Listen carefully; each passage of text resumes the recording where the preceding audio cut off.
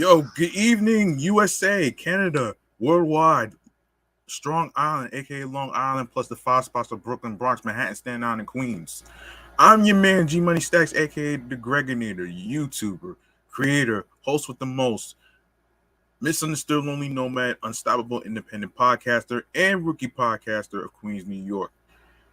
And you're rocking with the 172nd episode of Off the Meat Rack Chainz New York podcast. That's right, folks.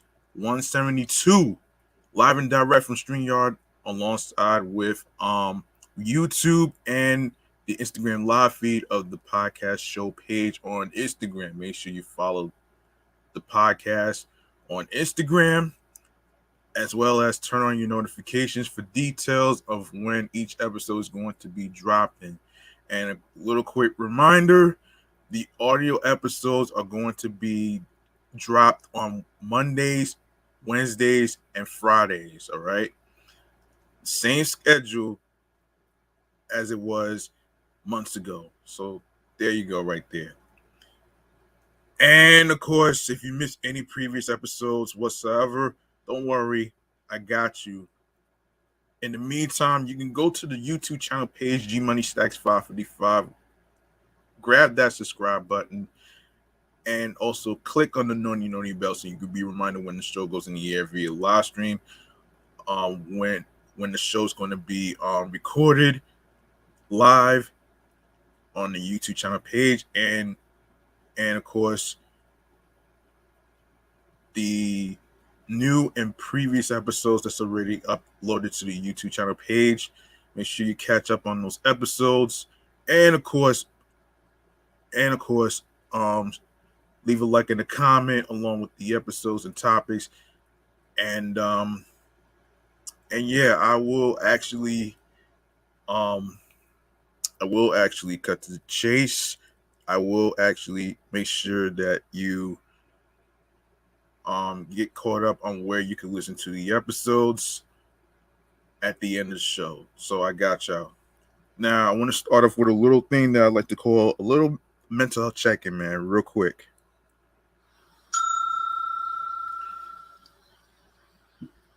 All right. Yes. Now, as far as how I'm feeling mentally, physically, and spiritually, you ask. Now, in case you may not know, I was a little vulnerable 2 days ago when I had a homeboy of mine who basically, was was on the show. Former co-host of mine, actually. One of the difficult questions that I was asked as far as like where it was remaining about TikTok, and I keep telling the guy I'm not really a TikTok person, and I did explain about um my whys, my hows, and whens as far as like me starting a podcast, and I actually said this numerous times that I started the podcast to give people relief from the stressful days of work, projects, um all that stuff. You could just name it though, man. um and as I was saying to him, I look at it as therapy, and keeping a journal. That's pretty much what I look at it. I look at it as keeping a journal. That's what it reminds me of. And I actually wanted to do this because of all the, like, for 2 years in a row we all been fatigued and mentally isolated from one another, and it's been taking a toll out of me. And I figured I address this because it's been kind of hard for me to hang out with people nowadays.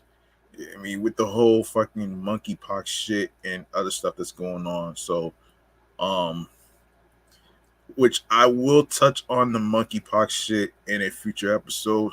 I don't know when exactly, um, but stay tuned. Um, Now as far as physically and spiritually, um, physically I'm okay. Spiritually, it's getting better. It's a day by day process. You know what I'm saying? So yeah, that was your mental health check-in segment right here. And now that I actually got that out the way, let's go to the New York Mass Transit files here. So here we go.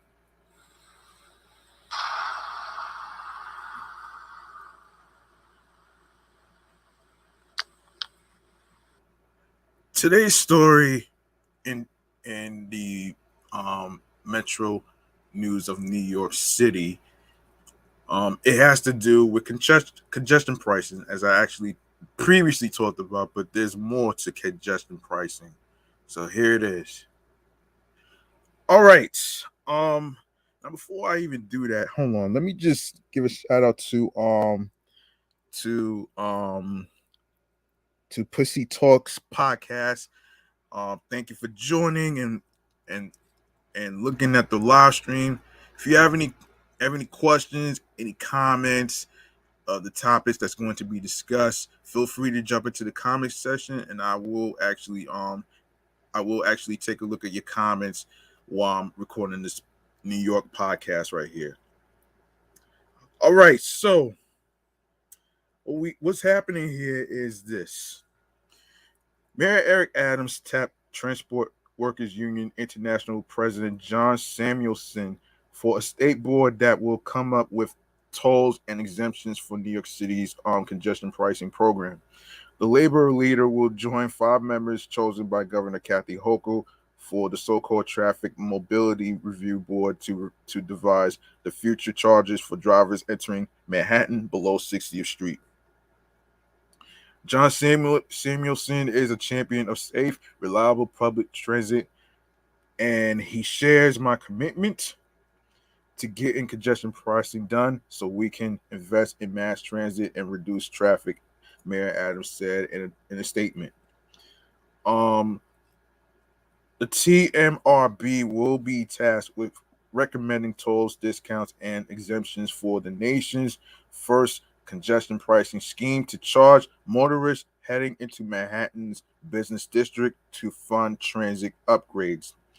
Hochul's 5 nominees, announced by the Metropolitan Transportation Authority last week, were predominantly representatives of the city's real estate and business interests. And Samuelson said he will be a voice for workers on the panel. My appointment to the TMRB is in historic recognition by Mayor Adams of the importance of MTA workers as the second biggest stakeholder in our nation's largest transportation system, he said in a statement. Workers will now have a voice in the implementation, of this important plan. Samuelson also sits on the MTA board as a non-voting member, and he was previously in talks with City Hall to become a voting member of the Transit Board. He represents more than 150,000 members in the airline, railroad, transit, universities, utilities, and service sectors, and was sworn in as TWU's international president in 2017. Give me a minute.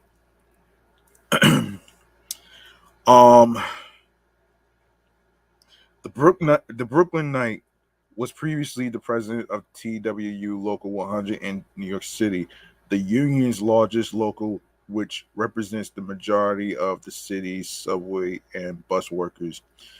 The state-long delayed congestion pricing inched forward last week as MTA Chief General Lieber announced that the agency will release an environmental assessment on or about August 10th after months of back and forth with the Federal Highway Administration.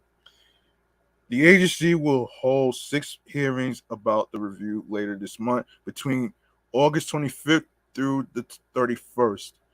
The charge is expected to bring in $1 billion a year against the MTA, against which the MTA plans to bond $15 billion to help fund its $55 billion plan, capital plan rather, to modernize the aging subway system.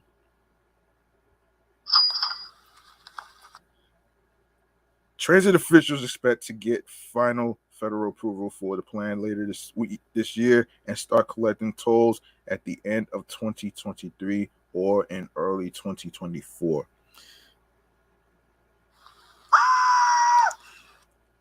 I am going to pose a question for you New Yorkers out there who's been hearing about the congestion pricing and how it may affect you. You know what I'm saying? So I know there's some mixed feelings about it, so I'm gonna pose that question after I get off the air. Um, and yeah, so I got y'all on that one right there. Now, um, another transit news that I need to talk about here is, let me just look for it. Let me just look for it. Let me just look for it though. Hold on. Hold on. Shoot. Give me 1 second. Oh, the COVID stickers. Yes, that's what I was looking for. That's what I was looking for. Um. Okay, hold on a minute here. There we go. Another transit Metro New York City news, of course. And this is according to amnewyork.com. Yes. Um, haven't seen the yellow posters in the subway telling you to wear a mask. That's because the MTA has started taking down its slandemic era signs. AM New York Metro has learned. The The omnipresent notice became a part of the city's landscape during the COVID-19 crisis over the last 2 years, but transit officials decided to remove them from platform walls and inside trains last month. Masks are still required on mass transit in New York, and the MTA will continue to feature the messaging on its 7,500 digital screens and remind strap hangers of the rule via automatic announcements every 10 minutes on platforms and on board by train crews, according to an agency spokesperson. Paper mask reminders were removed last month to create space for multilingual information messaging about fair discount programs, said Dave Steckel in a statement Thursday. The simple and playful designs of the masking initiative joined New Yorkers on their commutes and included guides on how to wear the covering properly. MTA workers and volunteers also regularly don similarly themed yellow shirts when they did their regular so-called mass force campaign, handing out free coverings to riders at stations. Subway trains are now once again filled with paid advertisement, which brings in a healthy amount of cash for the agency. The MTA earned more than $135.2 million in advertising revenues in 2021, up from $77.7 million in 2020 during the early days of the slamdemic, according to agency board documents. The change hasn't hit every single train car yet in the sprawling subway system. And AM New York Metro spotted an F train still boasting the signature posters in Long Island City, Queens on Thursday. New York State's mask mandate remains in effect for mass transit, and Governor Kathy Hochul this week says she intends to keep her COVID measures in place for now. We're not changing our policies at this time, she told reporters during an unrelated press conference Tuesday. You still want everyone to wear a mask on their public transportation, on the trains, and on subways. Compliance with the rarely enforced transit mask rule has slipped steadily since city and state officials began lifting requirements for the coverings as well as vaccines in other public settings like restaurants and entertainment venues. The NTA stopped collecting and publishing regular data on the number of people donning a covering back in April, when nearly a quarter of all subway riders had no mask on, down from 90% from the rules a year before.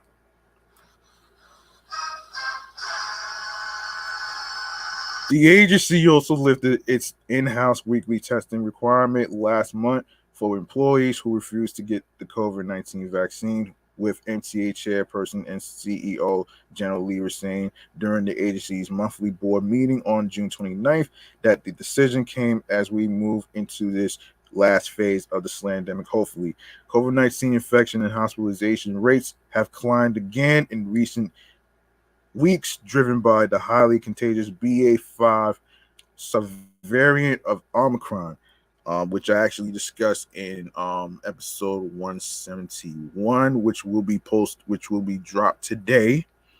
Um, so yeah.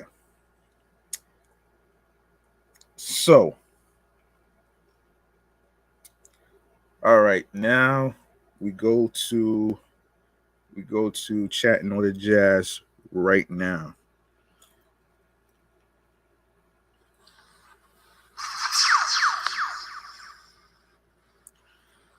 And the first story we're going to get into has to do with a woman. It has to do with a woman. And unfortunately this isn't a good one. Okay. All right. So this is according to the print.in. New New Delhi, India, July 14th. Never mind. Did you ever think that holding in farts could land you in the hospital? A Brazilian influencer landed in the hospital for holding in her farts. A Brazilian, oh boy, a Brazilian influencer, um, VibeTube, landed in a wheelchair at a Portuguese airport after she experienced pain from holding in her farts. As crazy and weird as it may sound, it's true. Oh boy.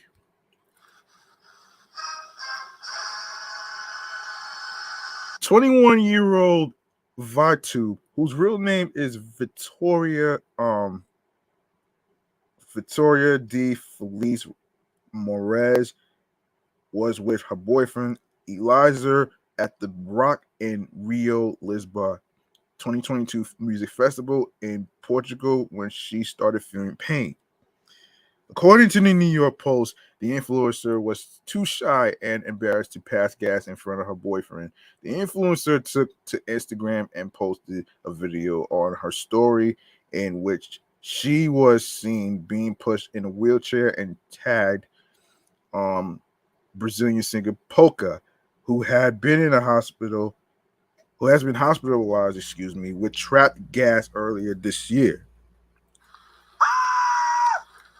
She wrote like mother like daughter, and at the airport, I started to feel horrible pain, and I was even attended in a wheelchair, and it was gas. Oh shit!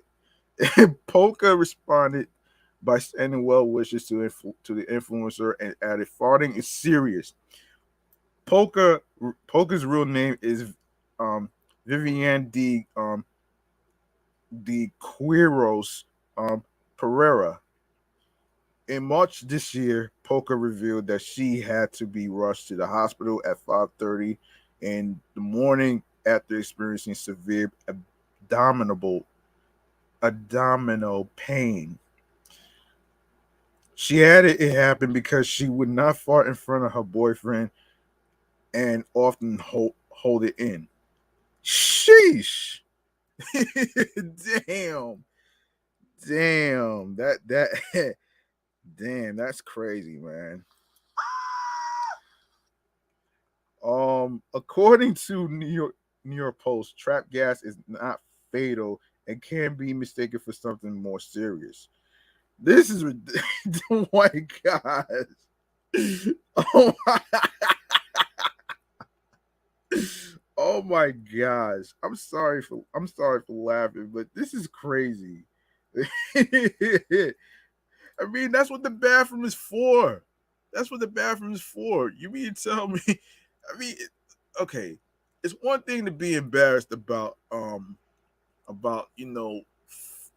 releasing the stink bomb in front of your boyfriend by farting, and yeah, I bet you he'll be embarrassed too. But you know, that's what the bathroom is for, man. You know what I'm saying? Like, you just go to the bathroom, man. That's all you need to do. That's plain and simple, man. It's not that hard, man. Like, seriously, it's not that hard.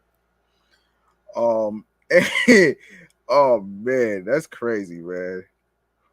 Um, all right. Um, I do want to get to this one topic that I didn't get a chance to discuss, which is, hang on a minute. Let me just find it. Let me just find it though. There is, hold on. Wait a minute here. There it is. I didn't get a chance to discuss World Oceans Day. Now, for those of you who may not know what that is, I'm gonna fill you in. And this is from oceanliteracy.unesco.org slash um, World Ocean Day. The ocean covers more than 70% of Earth's surface and being the largest ecosystem on our planet. It functions as a life support system for all its inhabitants. The idea for a World Ocean Day was proposed for the first time by Canada at the Earth Summit that took place in Rio de Janeiro in 1992. Its aim would be celebrating our world's ocean and our personal connection to the sea, as well as raising awareness on the essential role it plays in our lives and the overall health of the environment.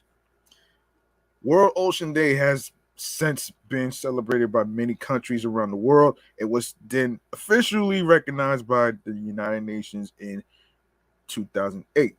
After that, the number of countries and organizations who take part in World Ocean Day is growing each year in recognition of the essential role the ocean plays for the sustainability of our future. Sustainability.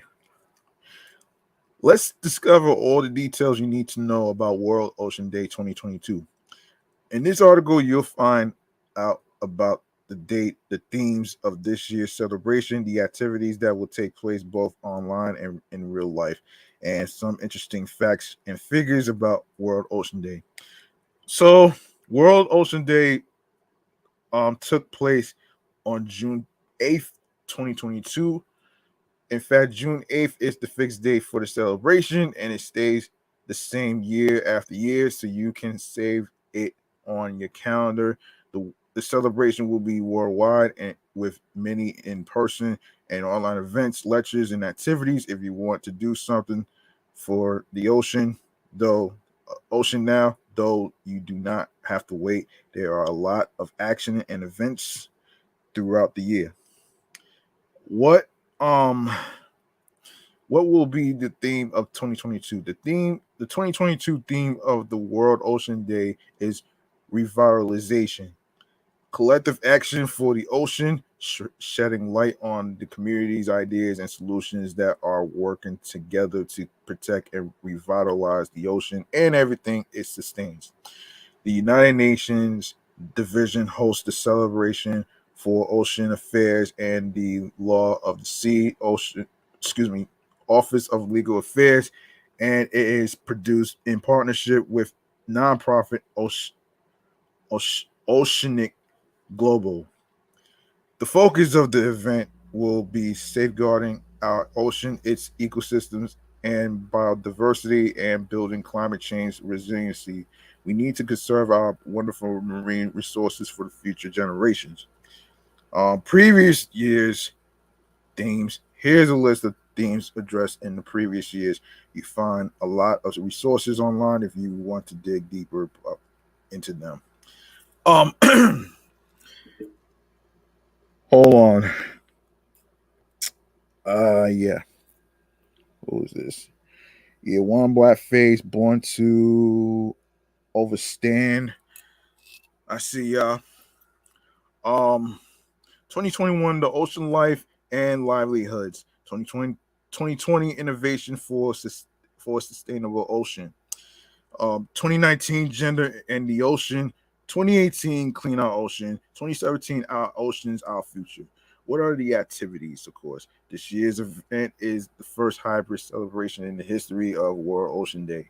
This means it will be hosted in person at the UN New York headquarters and broadcasted live around the globe. All the activities have the objective of developing a, a global movement of people for the ocean. All right, so this is more like a recap. You know what I'm saying? It aims at mobilizing and uniting the population to work on a project for the sustainable management of the planet's oceans. Online events. The online talks and lectures held at the NYUN headquarters will be broadcasted live all over the world. Tune in if you want to listen to thought leaders, celebrities, experts, and members of this community discuss the most recent topics related to our oceans to inspire, solve problems, and ignite collaborative change. Of course, there's been a concert. So a celebratory concert will be held at the end of World Ocean Day, featuring world-renowned artists. This year, the concert will take place in person in NYC and broadcasted live. Of course, you don't want to miss that. Photo competition. Ellen, um, Ellen Coy, Coilerts, Ellen Coilerts, and a jury of globally recognized artists and personalities will create the UN World Ocean Day photo competition, which is a great opportunity for photographers to show the beauty of our oceans and raise awareness on the techniques and solutions adopted all over the world for its revitalization and care. All year round events. World Ocean Day happens on June 8th, but that is not the only day you can dedicate to the ocean and the incredible role it plays in our lives. There are plenty of events that you can take part in throughout the year to support this cause. Of course, here's a list of events from the World Ocean Day website. You can attend lectures, sign petitions, participate in local cleanups, and even organize your own event dedicated to our blue planet. And of course, get involved and share your passion with your friends, family, and community. Together, we will make a difference. So who is the initiator of World Ocean Day? Okay, as mentioned above, World Ocean Day was um, first proposed in 1992 during the United Nations Conference on Environment and Development at the urgent of Canadian. Then it was essential to institute a day to raise awareness about the benefits humankind and the whole planet derive from the ocean. Um, You might want to add mankind to that shit too. The proposal was inspired by an event that took place that day, Oceans Day at Global Forum, the Blue Planet. Its organizer was the Oceans Institute of Canada, supported by the Canadian government, and the speaker who suggested it was Judith Swan, an internationally respected figure in the marine law sector and executive director of the Oceans Institute of Canada. Many countries started celebrating it, and in 2008, the United Nations General Assembly officially recognized it and started celebrating from 2009 on June 8th. Why it's important to celebrate. A celebration of the importance of the ocean for all life on Earth is one of the best ways to engage with the community and spread the word about what can be done to solve the issues we are facing. Of course, here are some of the reasons you should care about the ocean and celebrate it every year on the 8th of June. The ocean contains 94% of all the planet's wildlife. Nowadays, however, it is polluted and marine debris can harm animals, causing suffocation, entanglement, uh, laceration. No, not the fucking entanglement of Will and Jada. So that's not that. Yeah, lacerations, infections, and internal injuries. Furthermore, floating plastic and other items help transport invasive species, which leads to threats for marine ecosystems. The ocean generate more than half the oxygen we breathe on land. Tiny plants that live on the ocean's surface produce roughly 50 to 80% of the ocean's, no, excuse me, the planet's oxygen through photosynthesis. The water is also what we call a carbon sink, which means that it absorbs more CO2 than it releases. The ocean regulates the climate on a global scale. Taking action to save our ocean is therefore of the utmost importance if we want to reduce the impact of climate change and build a more sustainable future. Um, Ocean pollution also harms human beings. Carcinogenic microplastics have entered the food chain, and toxic contaminants pose a serious health hazard. Okay,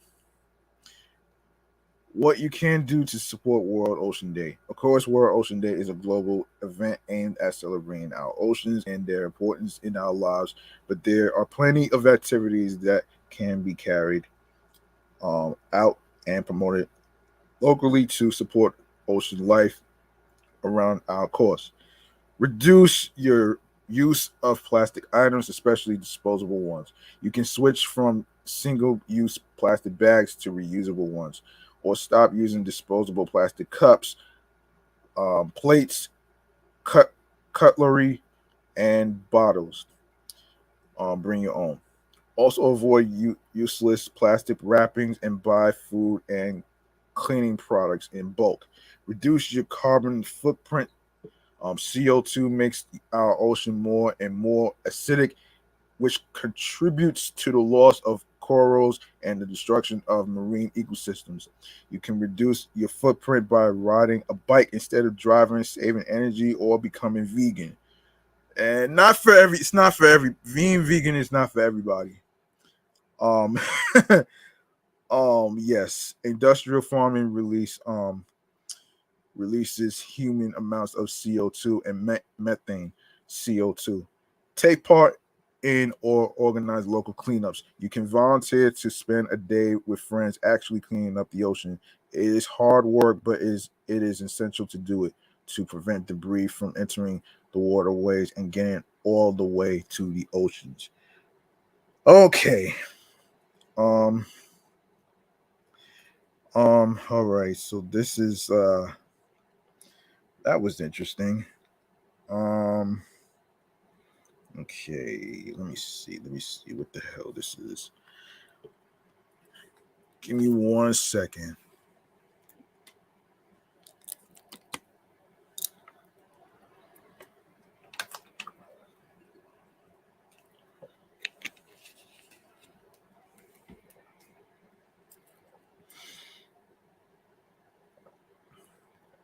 Yeah, of course. That's yeah. All right.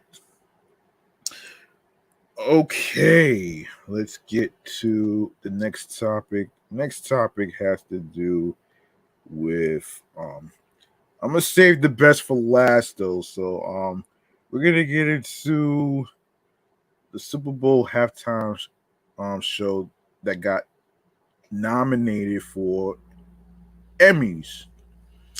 Yes, let's get into this right now. Um all right, so what we have here is um okay. Um okay, wait. Here we go.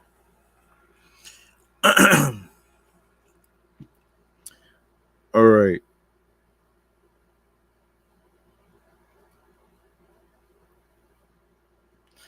All right, what we have here is this. The 2022 Emmy Awards nominations arrived, recognizing hip hop's greatest talents: Dr. Dre, Eminem, Snoop Dogg, Mary J. Blige, Kendrick Lamar, and 50 Cent starred in the Pepsi's Super Bowl 55 halftime extravaganza performance that has received 5 nods.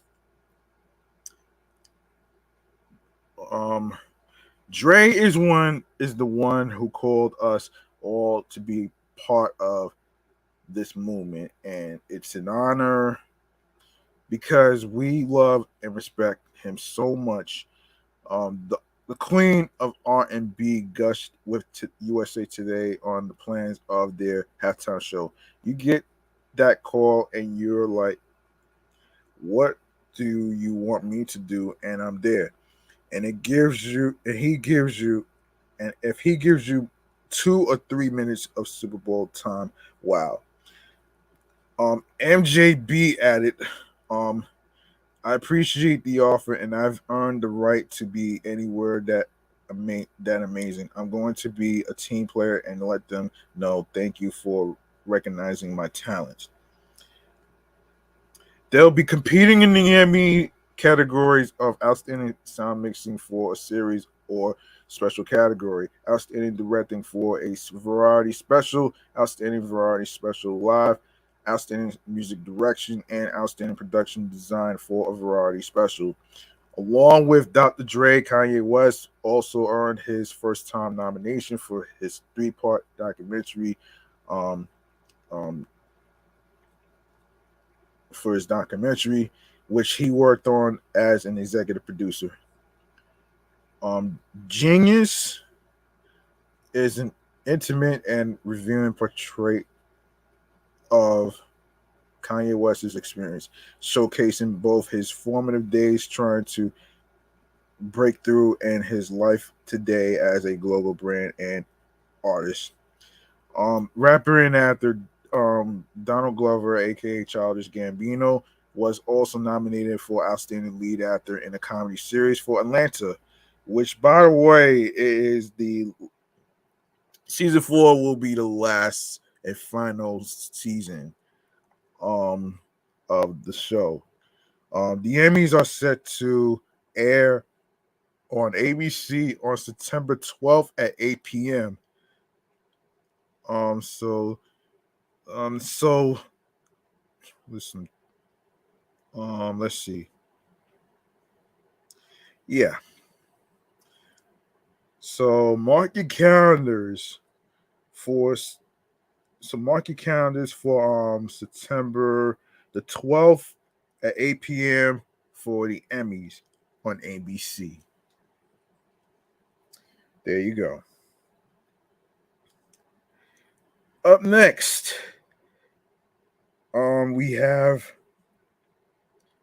Up next, we have Lupe Fiasco. All right.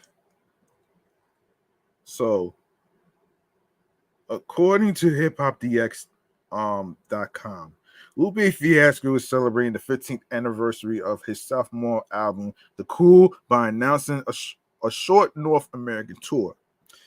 The Chicago rapper is set to perform the 2007 project from front to back in September and October across 5 concerts, putting on shows in New York, Washington, D.C., Boston, San Francisco, aka the Yay area, and Los Angeles, California. The announcement follows Lupe taking his debut album, Food and Liquor, on a 15th anniversary tour in 2021. Pre-sales go on sale at 10 a.m. local time on Wednesday, July 27th, which passed already. Go ahead to Lupe's website to purchase your tickets, and you don't want to miss a beat. So, the Cool officially turns 15 years old on December 18th. The album debuted at number 15 on the Billboard 200 chart. Selling 143,407 copies in its first week and was certified gold by the Recording Industry Association of America in 2018. Lupe Fiasco reflected on the Cool during a recent interview with Billboard, where he talked about the amount of records sold and being nominated for Best Rap Album at the 2009 Grammy Awards. He said in quote, "I dodged the sophomore jinx," he said in June. "That was the whole goal. It's probably going to wind up being my first platinum album. I've never had a platinum album and I've sold millions of singles. There was no rush, but it's looking like the Cool is a few thousand albums from going platinum 15 years later. That's the next milestone and the one commercial thing that can really put the stamp on it, and I'll have the plaque to prove it." He continued, "Hopefully, we can do a few more shows and things like this where new generations get introduced to the record, and we can push a few more albums to get over that platinum mark, and then that would be like, yeah, we done. We got the Grammy nods, critical acclaim, people's life changing stories, impacted had for a certain generation of hip hop, and now let's see if we can get the platinum plaque. The Cool can go retire." Um, yeah. All right, so let's make some noise for Lupe Fiasco in the 15th anniversary of his debut album.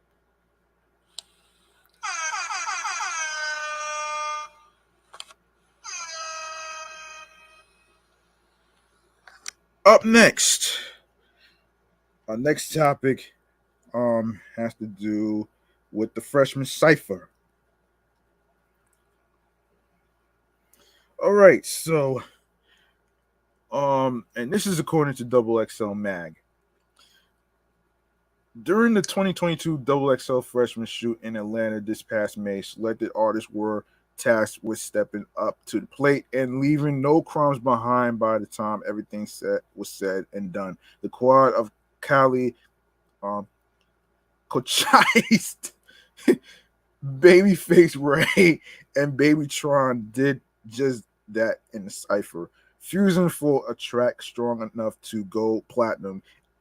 The layered artists prove here that the only time they fold is when it comes to the dead presidents in their pockets. Really? Really? The beat is laced by multi-platinum selling producer Wheezy out of here. Oh shit. Offering his usual brand of romantic trap, the Grammy award-winning talent utilizes a combination of chordophone and woodwind instruments for the melody, along with a turbulent drum kit to match. Additionally, the foundation, best described by the viral clip of Future saying sensational, is, of course, equipped with his standout producer tag, which came from an old studio session with Pluto and Young Thug. Thanks to Georgia's own Callie, things couldn't have gotten off to a better start. Talking greasy, she uses an array of flows to detail her player mentality when it comes to having prospects and authentic motion in the rap game. Niggas only hard to they homeboys.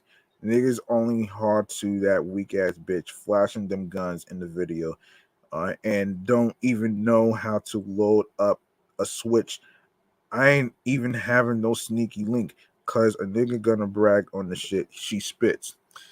Next is Florida owns Conchise, who's typically known for his high pitched delivery, zippy cadences, and carefree bars that precede his lively ad libs. He puts all of those on display here. And no, ad libs is a little different. Ad libs is a little different from auto tunes, folks. So just to let you know, it's not the same thing as the melody and stuff. So it's not the same thing. Um, Keeping things fun and truly going off the top, he raps about being in the presence of his day ones and recruiting people's girlfriends to keep them company. Okay, excuse me, got your shorty, she Lucy. She Lucy. I slap on her booty. She showed me the boobies, and all of my niggas we getting some cootie, no cuties, not cooties. Excuse me. Okay, he rhymes. I didn't mean to say cooties, folks. I did not mean to say that. I didn't mean to say that shit, man. But anyway, man. Third up is the respected Detroit rhymer Babyface Ray, prevailing with his signature conversational flow. Face flexes about staying true to himself from an infant. Despite always having special qualities, he expresses that nowadays he has on tap flexing face your baby, face her baby, drive her crazy, new Mercedes hugging me good, the new 580 blue 500 done made 500 just called me the greatest from nothing to something. Now I'm trying to stun her like Weezy and the baby. Rounding things out is another Michigan native, Babytron. What is with everybody in the nickname baby, the baby, little baby? I'm like, listen, this is crazy. Um, he opts out to go Capella, emphasizing his caption-worthy bars about being a savage-hearted hustler who gets to the bag by any means, while also being quick to put his enemies in one. Play with us or one of mine's. Be done, left y'all. Why are you playing? Once it's up, you can't press pause. Sonic to the blues, get to running like the hedgehog, catch him in a off-white tee, get him X'd off, he raps. Wow. Wow. Wow. Oh shit. Oh shit. That's funny, man. All right, let's see how much time we got here. All right, we good. Um, all right, we good. We good. We good. Up next. Um,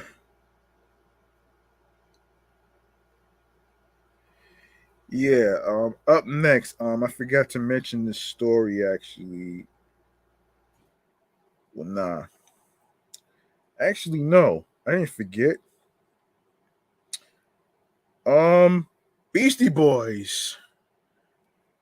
Okay. So what we got here is the Beastie Boys. All right. So this is Vision, Icon, Icon V Secon. Never mind. Anyway. Um at long last, a long lingering dream of Beastie Boys fans is now a reality. The Beastie Boys Square Street co-naming request was officially passed by the New York City Council on July 14, 2022. Beastie Boys Square at the corner of Rivington Street and Ludlow Street in the Lower East Side, Manhattan. Efforts are to recognize the iconic group location and the cover of the Beastie Boys' landmark second album, 1989's Paul's Boutique. This street sign honors Beastie Boys, who are native New Yorkers who brought the world New York spirit in their own way and were inducted into the Rock and Roll Hall of Fame in 2012. Of course, street sign installation and dedication will be announced at a later date. The man behind the movement, Leroy McCarthy, founder and president of the Brooklyn-based entertainment company, Heterodox Incorporated, independently started the campaign for NYC to formally honor hip hop arts and culture citywide in 2013. McCarthy stated in a 2014 resolution the Beastie Boys were established in July 1981 as part of the Lower East Side's CBGB punk music scene and frequently played in that venue. In 1984, the Beastie Boys were the first white and the first Jewish hip hop group signed to Def Jam Records, where they played a significant early role breaking down racial barriers in 1980s. Music between rock and hip hop, which is white audience and black and Latino audience, which in turn led to a greater cultural understanding and historic reduction in the racial divide between the groups, according to the book and 2013 VH1 miniseries, The Tanning of America. Forthcoming, the dedication of Beastie Boys Square, Rivington Street, and Ludlow Street, to be determined. End quote. In a statement, since 2013, it has been a long road to get to Beastie Boys Square. However, if the Beastie Boys have taught one thing, it is you have to fight for what you have to fight for the right to party. Leroy McCarthy. To date, Heterodox Incorporated has been successful with street names for Malik Fife Dog, Taylor Way in Queens, Wu-Tang Clan District in Staten Island, and Christopher Notorious B.I.G. Wallace Way in Brooklyn. Elsewhere, Sylvia Robinson Place in Inglewood, New Jersey, and Avenue of the Roots in Philly. Among other successes, Heterodox Incorporated has worked with Senator Chuck Schumer on the resolution August 11th Hip Hop Celebration Day and August Hip Hop Recognition Month, which was passed unanimously in the U.S. Senate in 2021, and now pending in Congress under the leadership of Congressman Jamal Bowman. Of course, for those of you who may not know who Leroy McCarthy is, he's the founder and president of the Brooklyn-based entertainment company Heterodox Incorporated, for which he has written, directed, and produced short films and also an award-winning documentary. His first film job was as an intern on Spike Lee's He Got Game in 1997.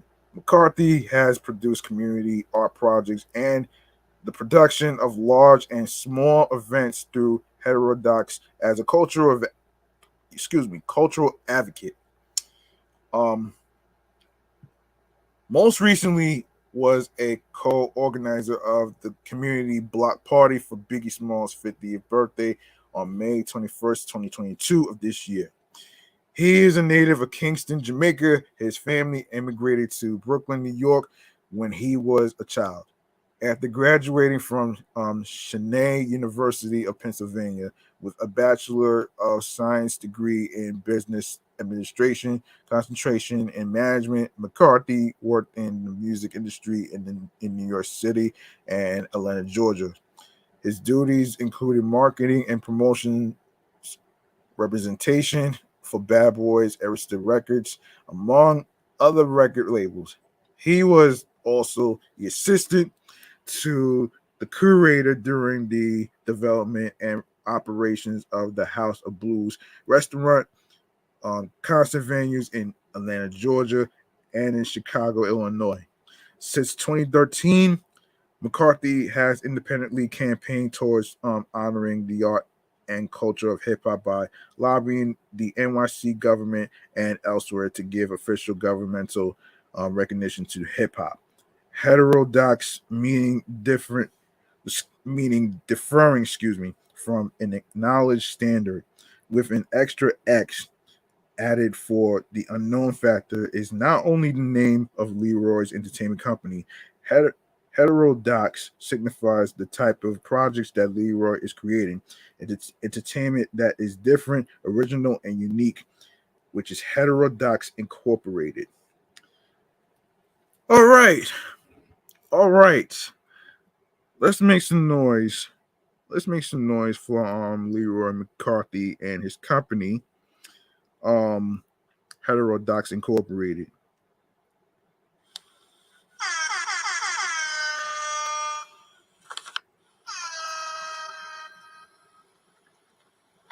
All right.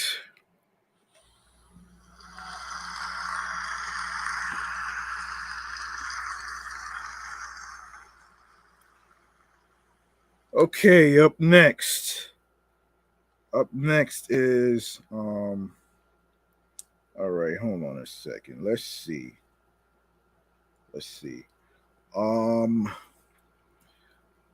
Yeah, wait.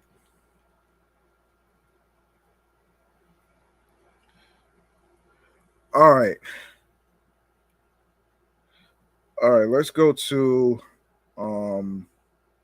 Salt and Pepper. They were recently featured in the Celebrity Family Feud episode. Now we're gonna talk about this right here, man. So this was interesting, and I actually saw this episode most recently. So that's pretty much so there it is, and this is from Vibe. Salt and Pepper is set to appear on Celebrity Family Feud this Sunday, July 17th, which I already seen the episode, which was on ABC. The legendary hip hop duo will be facing off against the cast of Disney's The Proud Family with the help of a few fellow rap icons. A clip of the upcoming episode was released today, which was July 13th, and features both members joined by rap group Kid and Play, as well as Dougie Fresh, who also joined the group's team. When asked by host Steve Harvey, your wife is a lady in the street, and what animal in the sheets? What the fuck kind of shit? Oh man. Pepper responds with a cougar. Oh man. Giving a sassy twirl of her hair while sensually mimicking the purr of the wild animal. She just pulled her hair back and said, a cougar. Harvey joked in the reference to Pepper's response. He playfully added, run over there if you want to. Learn yourself something. The rap vet's answer also mirrored that of 13 respondents, placing it as the third most popular entry on the category's list. Okay, while the chemistry between Pepper and Salt, who scored the top answer in the category with Tiger, translated from the stage to Family Feud.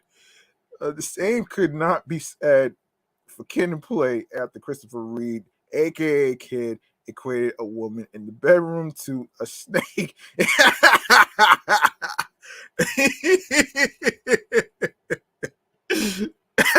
Oh man. Oh man.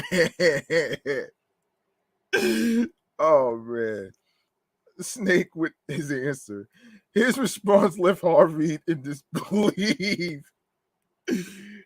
She a snake in the sheets. We got to get out of here.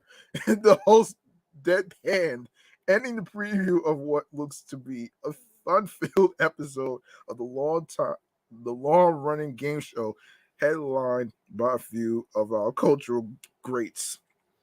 Now you can actually check out the episode anywhere you get your episodes for Celebrity Family Feud, all right?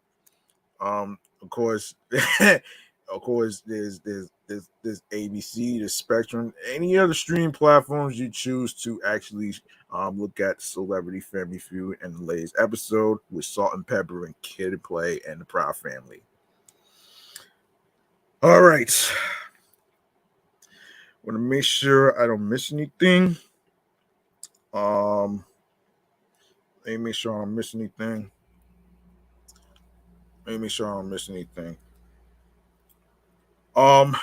Give me 1 second and I will be back.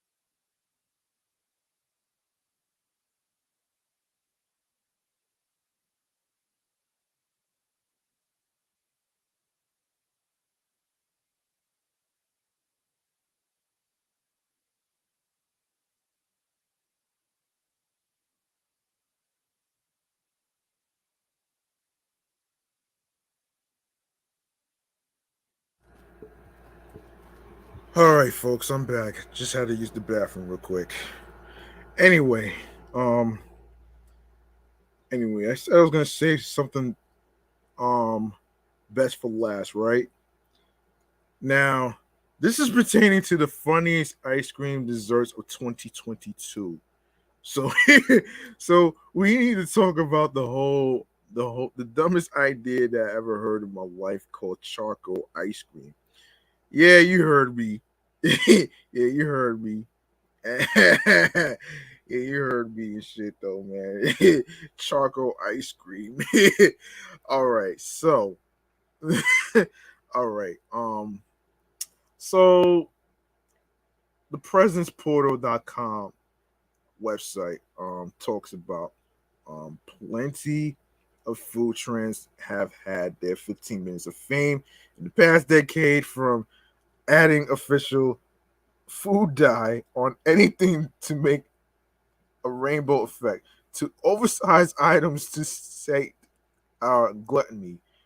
We're all just looking for the big next food trend to go viral on the internet. But in 2016, one food trend provided a unique and edgy way of coloring food while promising an effective way of detoxing your body, black ice cream. which by, which by the way, I saw that shit on Instagram in a video clip. Like black ice cream. I'm like, what the hell? Anyway, yeah. Yeah, unlike other black foods that already existed at the time, this wasn't made with black food gels or squid ink. It was ice cream mixed with it was ice cream mixed with activated charcoal powder. Oh boy. I don't know why you actually make an attempt to actually make charcoal ice cream, which reminds me of the charcoal that people use in barbecue grills, though. I don't know. Yeah. Yeah. Naturally, just raise some eyebrows. Yeah, it should. It should, right? It should. Naturally, this raised some eyebrows. Aside from its mesmerizingly dark color, no one would have thought about mixing charcoal powder into food, but someone did. It got popular, and all of a sudden, there was a craze of people adding activated charcoal into anything they could get their hands on. But looking back, here's why this was such a bad idea. And now that the trend of activated charcoal ice cream has died down, here's why it's best that the trend stays dead in the 2010s. Yeah. Um what is activated charcoal? Also known as activated carbon, activated charcoal is a fine black odorless powder made from carbon-rich materials, which is wood, peat, coconut shells, exposed to extremely high temperatures. This is not the same charcoal found in your hardware store bought charcoal bricks or the black burnt bits and foods. um yeah, this is nuts, man. Why eat activated charcoal, you ask? The trend of activated charcoal on food may have begun because of its history suggesting that it is safe for human consumption. No, it's not. Use of activated charcoal for digestive purposes actually dates back to mid 16th century Egypt, where charcoal was documented as a cure for digestive ailments and some poisons. Charcoal at the time people weren't discriminating between activated charcoal and regular charcoal was later used in the early 19th century in England. Charcoal biscuits were sold to treat bloating of flatulence, which is farts, and other digestive problems, man. Oh shit. Until today, activated charcoal has been used to treat some types of poisons. As long as you consume activated charcoal shortly after consuming poison, it can absorb the poison from your digestive system. However, it doesn't work on certain types of poisons, including cyanide, corrosive agents, iron, lithium, alcohol, malathium, arsenic, substances with strong acids or bases, ethanol, and ethylene glycol. Aside from poisons, activated charcoal is sold in tablet or capsule form to treat digestive problems. Even to this day, it also believed to whiten teeth, whiten skin, cure hangovers, and prevent bloating. But there are no scientific studies to support these effects. Activated charcoal ice cream. Of course, flashback to 2016 amidst the rainbow and unicorn food trend, people began doing the opposite by dyeing their food black. Don't know why. The common black dyes were originally squid ink and black food coloring, but eventually someone must have come up with the idea of adding activated charcoal into food.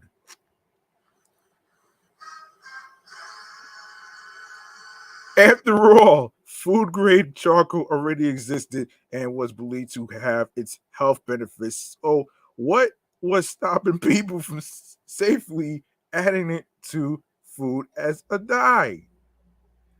As a result, we ended up with black pizza crust. Oh, you mean burnt pizza? Oh shit!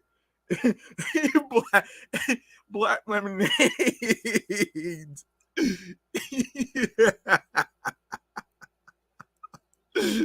Oh man, black cocktails.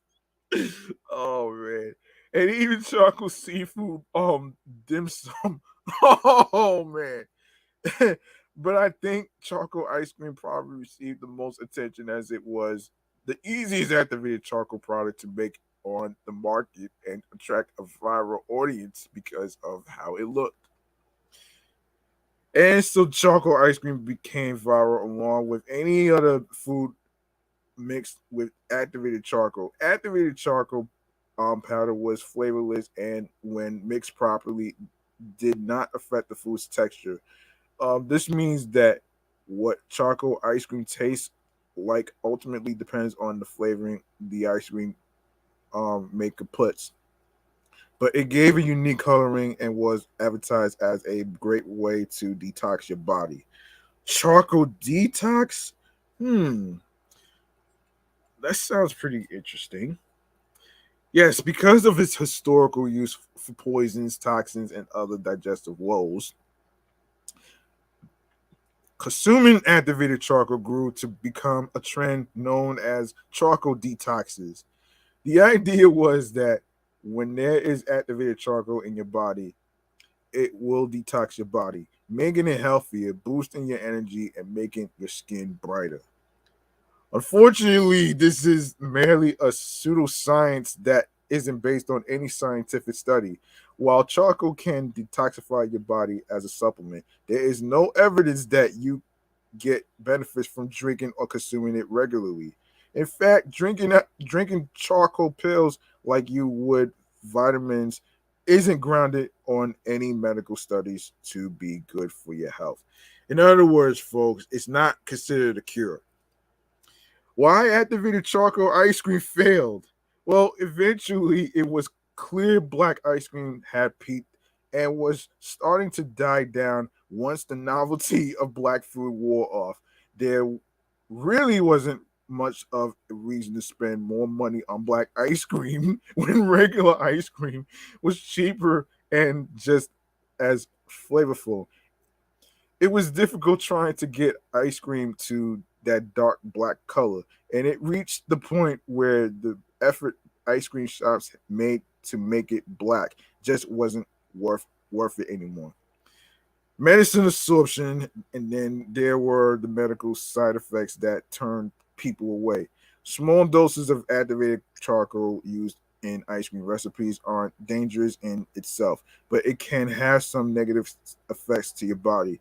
First of all, when activated charcoal is in your body, it cannot discern what to absorb based on what's toxic and what is not, and will simply absorb it whatever is in your digestive system.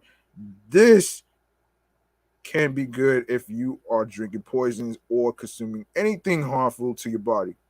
But this means it can also absorb nutrients like the calcium and potassium in your charcoal ice cream. Even if the food is fortified, if there is enough activated charcoal in your body to absorb all the nutrients, you may develop a nutrient deficiency because of it. It's even more dangerous if you are consuming activated charcoal along with prescription medications or over the counter medicine. In hospitals, activated charcoal is given to patients who overdose on certain types of medicine as it can counteract a large dosage. But taken regularly, it can absorb the medication before the medicine can have an effect on your body. This is particularly concerning for women on birth control pills. If you are drinking birth control while also consuming activated charcoal. There's a chance that charcoal has rendered your birth control uselessness, which may increase your chance of unplanned pregnancies. No visible benefits. If not for the Instagram worthy color, other businesses would advertise their charcoal products because of the supposed benefits charcoal infused excuse me food had. Um However, it soon became clear that while history did show some of these effects, eating charcoal infused food does not necessarily ensure the health benefits. Cutting out the health conscious target market it was reaching out to.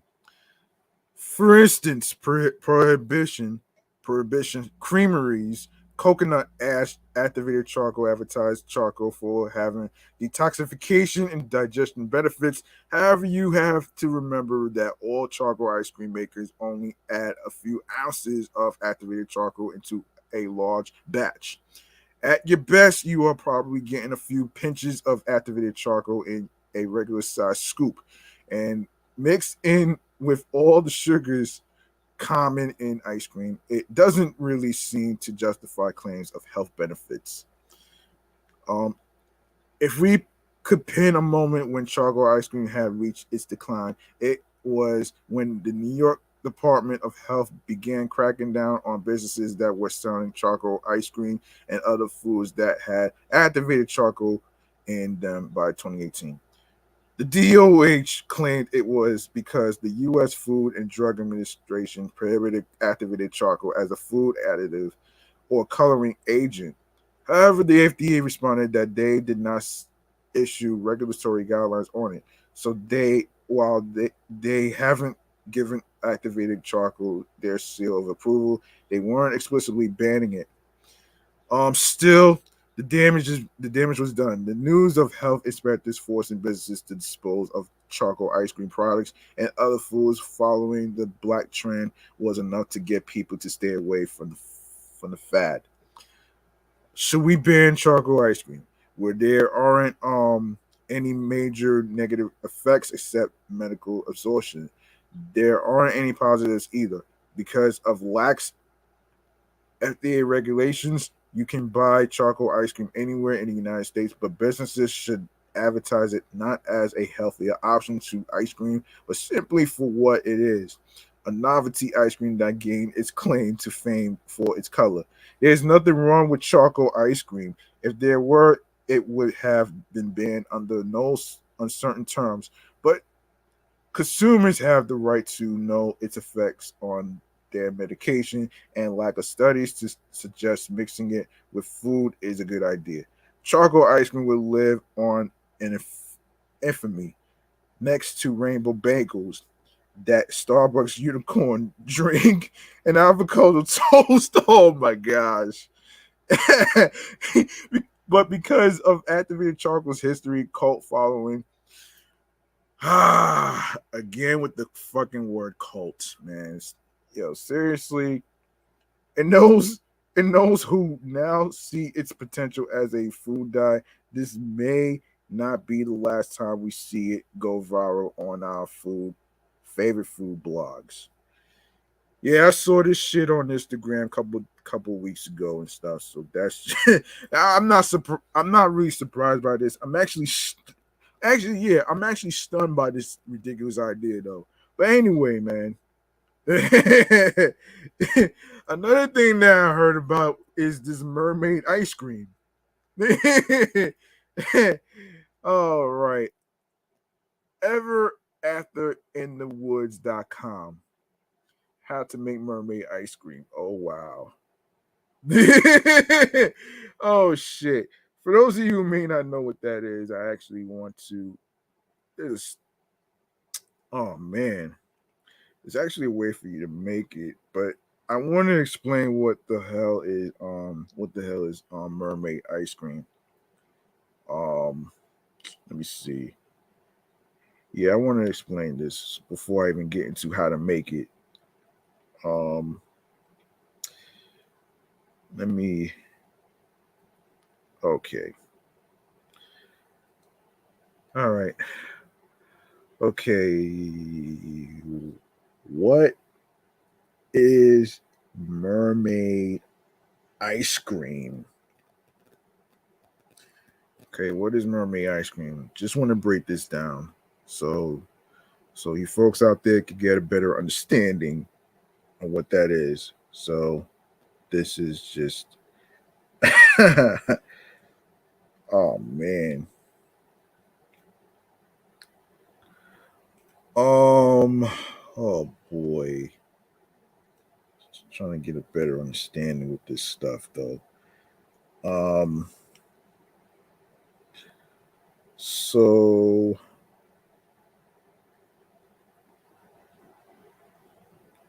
okay. Let's see. Let me see. What is it? What is it? What is it? What is it? Oh Lord.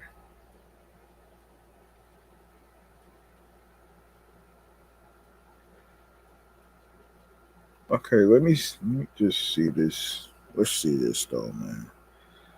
Now, let me see. Let me see. Let me see. There's no description, but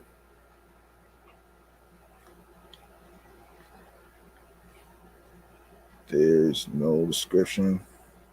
I don't know what's going on here. All right, so maybe. All right, so all right, wait a minute. Favorite day mermaid ice cream features vanilla ice cream with a magical twist. Sour blue and raspberry swirls with candy flakes for a unique flavor. Perfect for a sunny day treat any or an anytime dessert artificially flavored. Um let's see. There is now of course if anyone wants to learn how to make mermaid ice cream, I'll actually be able to break that down for you. So um all right, so how to make it, right? Okay, so how to make how to make mermaid ice cream, right? So let's get into it. So the perfect dessert for a mermaid birthday party is this easy to make no churn mermaid ice cream. This ice cream starts with an easy 3 ingredient recipe that can make ice cream without an ice cream maker. Hmm. No churn ice cream. No churn mermaid ice cream recipe. So this ice cream is a colorful blend of purple, blue, and green ice cream with sprinkles and edible glitter. Such an easy recipe, and it looks amazing. Perfect for a mermaid themed birthday party. Now how to make it? How to make it? What you want to do is take 2 cups of heavy cream, 14 ounces canned sweetened condensed milk, 1 tablespoon vanilla extract, food coloring blue, green, and purple, and then sprinkles purple, blue, and gold. Now the directions: add heavy cream to the bowl of an electric mixer with the whisk attachment. Whip until soft peaks form. Slowly add in the sweetened condensed milk and vanilla extract. Divide the mixture into 4 bowls. Add 2 drops each of blue, green, purple food coloring and stir to combine. You should have 1 bowl white, 1 bowl purple, 1 bowl green, and 1 bowl blue mixture. In the metal loaf pan, drop dollops of each color in a variety of places. Run a butter knife through the mixture to swirl the colors together. Um, Add the sprinkles and glitter in the grooves of the cream mixture. Cover with plastic wrap and freeze overnight and serve. This recipe for mermaid ice cream is so easy to make and looks beautiful too. This would be the best dessert for a mermaid party theme. Trust me, all the kids and parents will love it. Oh wow. And if you like this recipe, have a look at these other mermaid desserts. Happy baking. Well, yeah, this is just wow. So they have the layered beach jello cups, mermaid dip, mermaid cookies. Wow. Wow, man. Oh shit. Yeah, they got everything, man. They got everything. Um, all right. Now, now I've been saving this for a while actually, and this is pertaining to what I saw a couple of days ago, and this has to do with Oreo lasagna. Oreo lasagna? Yeah, you heard me, folks.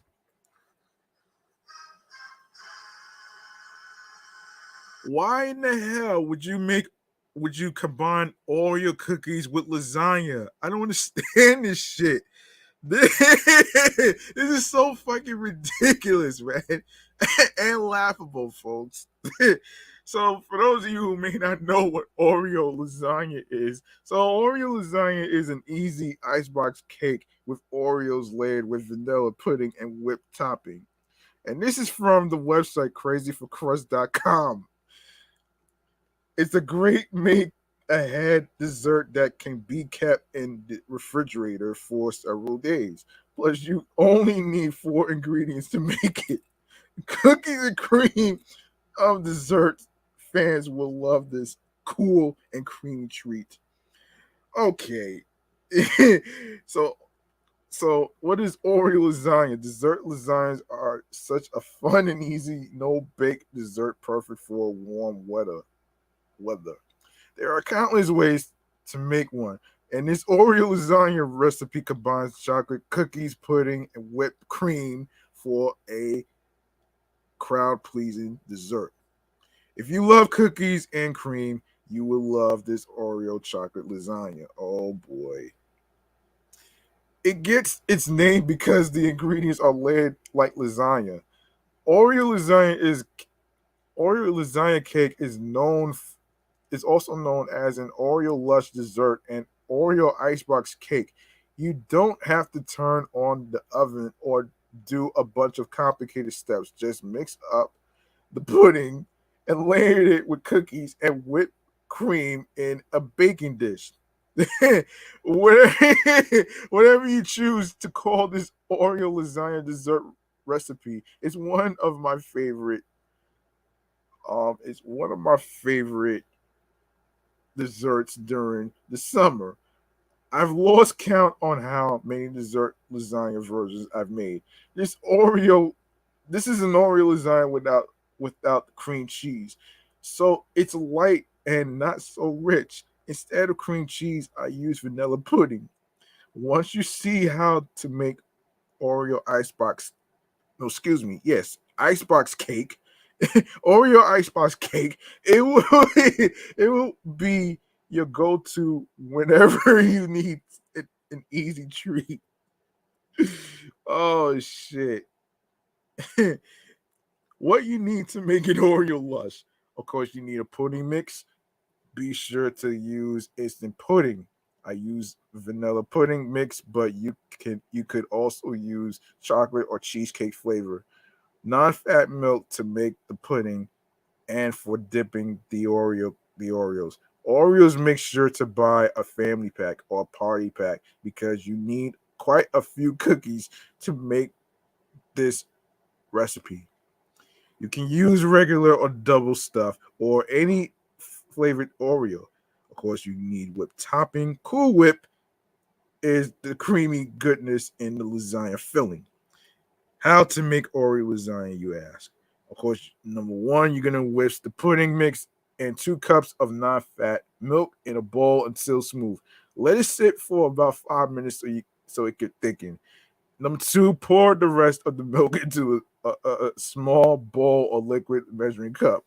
Dip cookies in the milk one at a time, and then place them in a single layer in an 8 by 8 baking dish. Number 3, top the Oreos with half of the pudding and half of the topping. Do a second layer of cookies, pudding, and topping. Number 4, crush the rest of the cookies in a bag with a rolling pin.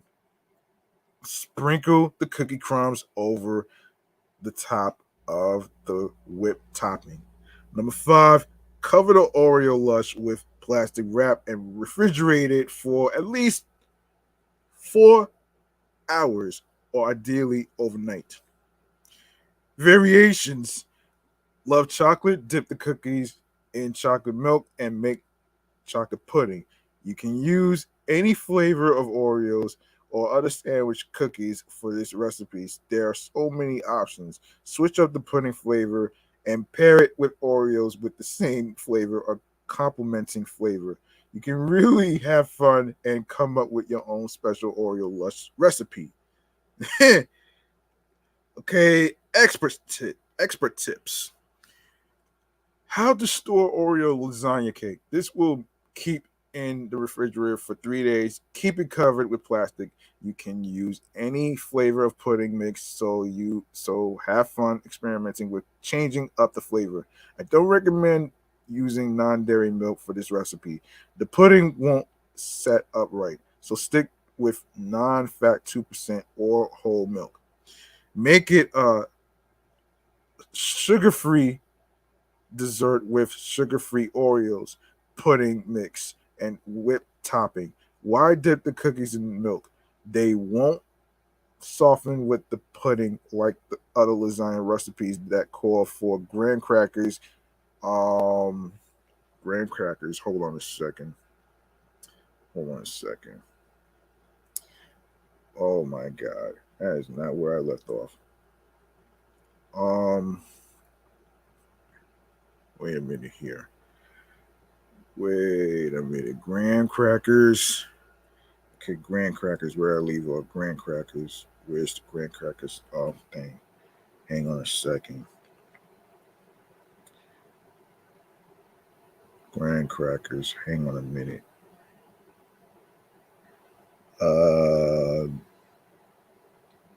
Graham crackers. Where's graham crackers? Okay. Yeah. Wait a minute. Yeah. Yes. Graham crackers. So dipping them in milk helps them get started softening. And yeah. So that was your lasagna, Oreo lasagna right there. So this is crazy. This is the craziest idea that I ever heard in my life, though, man. And this is, and okay. So here are some the 13 popular ice cream brands in 2022 small business trends. Um, okay. So here we go. And this is from smallbiztrends.com. With summer fast approaching, this is the best season to indulge in some of our favorite cold treats like ice cream. With so many great brands already on the market and new ice cream companies emerging, use this summer to explore a new ice cream brand and try something new or go back to classic flavors. We'll go through some of the most popular ice creams out there that you should definitely try if you haven't already. What makes popular ice cream flavors? Ice cream has become a summer staple during hotter months, but there is far more that goes into popular ice cream flavors. Some key characteristics of the best ice cream flavor include high quality ingredients, creamy texture, unique flavors, and the right amount of sweetness. Some brands started with a brick and mortar ice cream shop and quickly expanded into the larger market with products like ice cream bars and ice cream pints. Other premium brands use a mixture of brick and mortar and stocking in grocery stores to ensure customers can access their products. Top ice cream brands. If you want to do a taste test and try out some delicious ice cream brand, delicious ice cream, we found we rounded up some of the best brands for you. Some of these brands are well established for their high quality taste and texture, while others are newer additions in the freezer section that you should consider next time you are out shopping. Starting with number one, Baskin Robbins is one of the oldest ice cream brands out there. They are known for their tasty recipes using ice cream for cakes and desserts. And their ice cream shops, customers can try out some of their most popular flavors, such as cookies and cream, and add their own mix ins like chocolate chips to create a truly unique experience. Blue Bunny, number two, is another favorite ice cream company who for those with a sweet tooth for their dairy products. Their ice cream flavors include classics like chocolate, vanilla, and fun soft swirl style products. Unique flavors include bunny tracks. Ah, shit. Bunny tracks. Oh my god. Bunny tracks. Bunny tracks.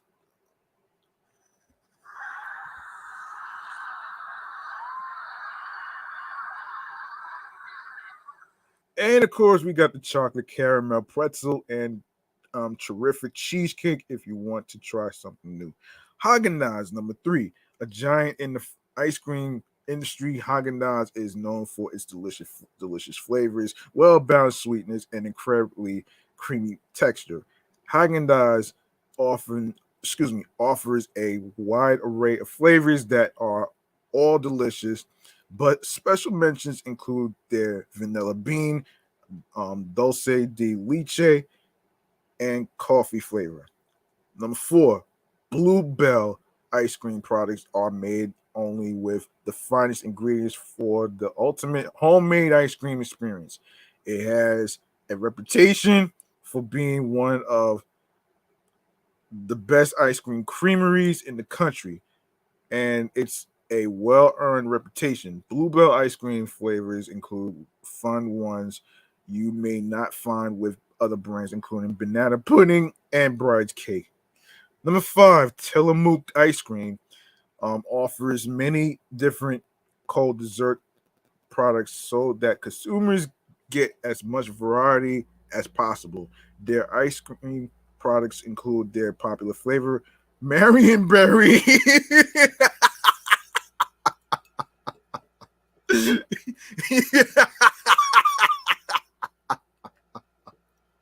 Marionberry. Oh man.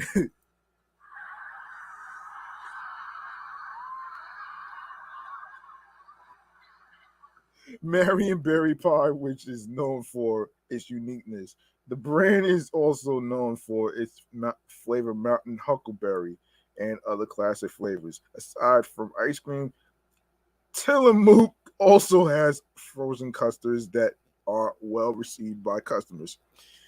Number six, Turkey Hill. If you are looking for favorite flavors like butter pecan and more unique ones like banana split, Turkey Hill should be your next purchase.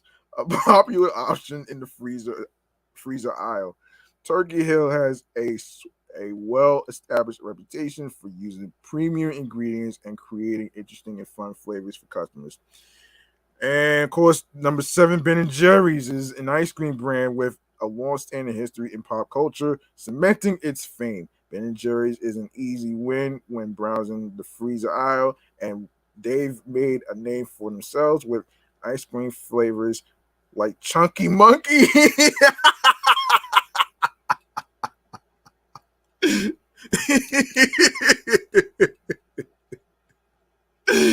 Oh man.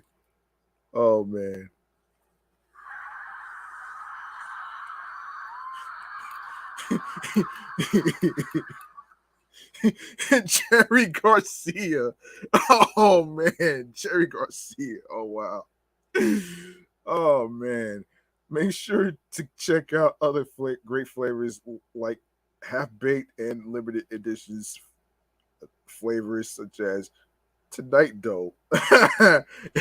Number 8, Halo Top is relatively new when it comes to ice cream, but they've made a name for themselves already with their light ice cream products. Known for its low calorie, high protein ice cream, Halo Top has delicious flavors that are guilt free. Some of their best flavors include birthday cake and sea salt caramel, with lower sugar than others for slightly healthier, treat. Number 9, Oatly. If you are seeking dairy-free flavors that still retain that quintessential ice cream flavor, make sure to check out Ice Creams by Oatly. Initially known for its oat drink products, Oatly has quickly expanded its product line to include plant-based ice cream flavors such as hazelnut swirl, mint chocolate vanilla, chocolate fudge, and more. And number 10, Breyers is another ice cream giant known for its staple flavors and frozen um, dairy treats. Customer favorites include their creamy and delicious vanilla flavor, but they have other ones you should not miss. Make sure to try out Rocky Road, which I tried that flavor a couple times, and unique options such as their waffle cone with chocolate chocolatey chips. Yeah, that sounds delicious, right? It sure does.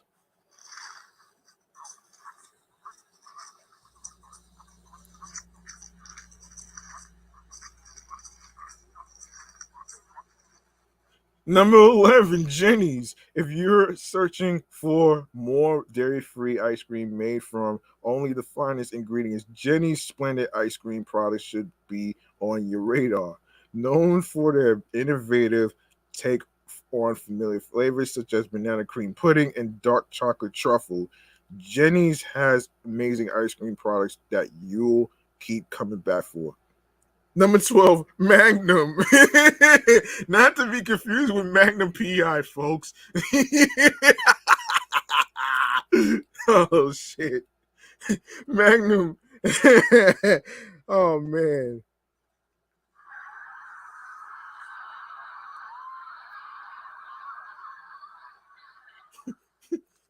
Magnum is an older ice cream brand that has held its own as more companies have emerged. Magnum's specialty is their tasty ice cream bars as well as their ice cream tub products. Their chocolate covered vanilla ice cream products remain a fan favorite, but make sure to explore other ice creams they offer, such as double red velvet. And lastly, number 13, Talenti Gelato.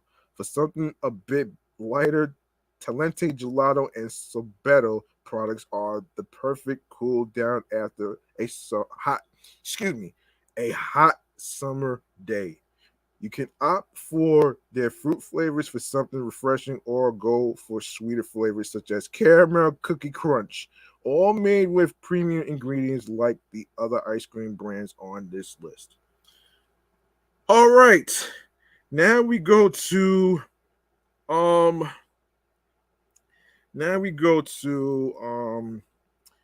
stuff to do for the weekend. I didn't forget so wait. Wait a minute here. Wait a minute here. Yes. Fun places to do for the weekend. Now I want to start off with Dystro Fest.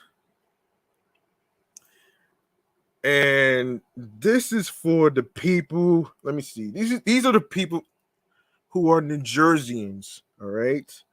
Um, Jerseyans, right? So basically, um, let me just read what this is. So Who Mag Distribution and RVN presents Who Mag Dystro Fest with over 60 artists. This is a free event or gain VIP access by joining the Who Mag VIP club by visiting their website, which is www.dystrofest.com. Watch some of your favorite legendary artists as well as independent artists from all over the US, including some international artists. There will be plenty of merch, tables, food trucks, plus a beer garden.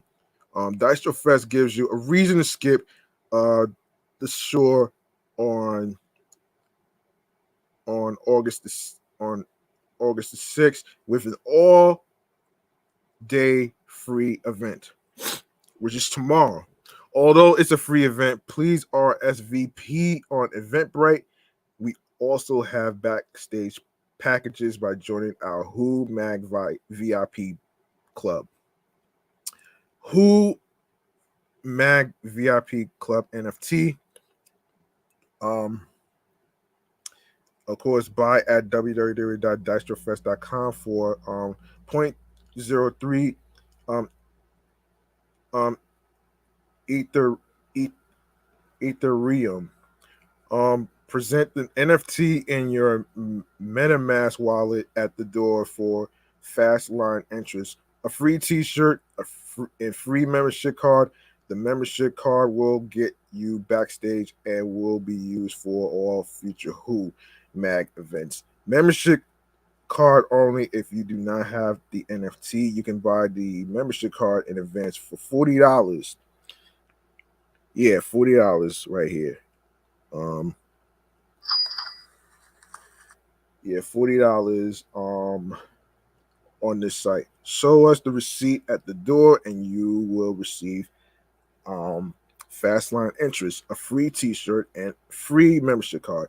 The membership card will get you backstage and will be used for all future Who Mag events.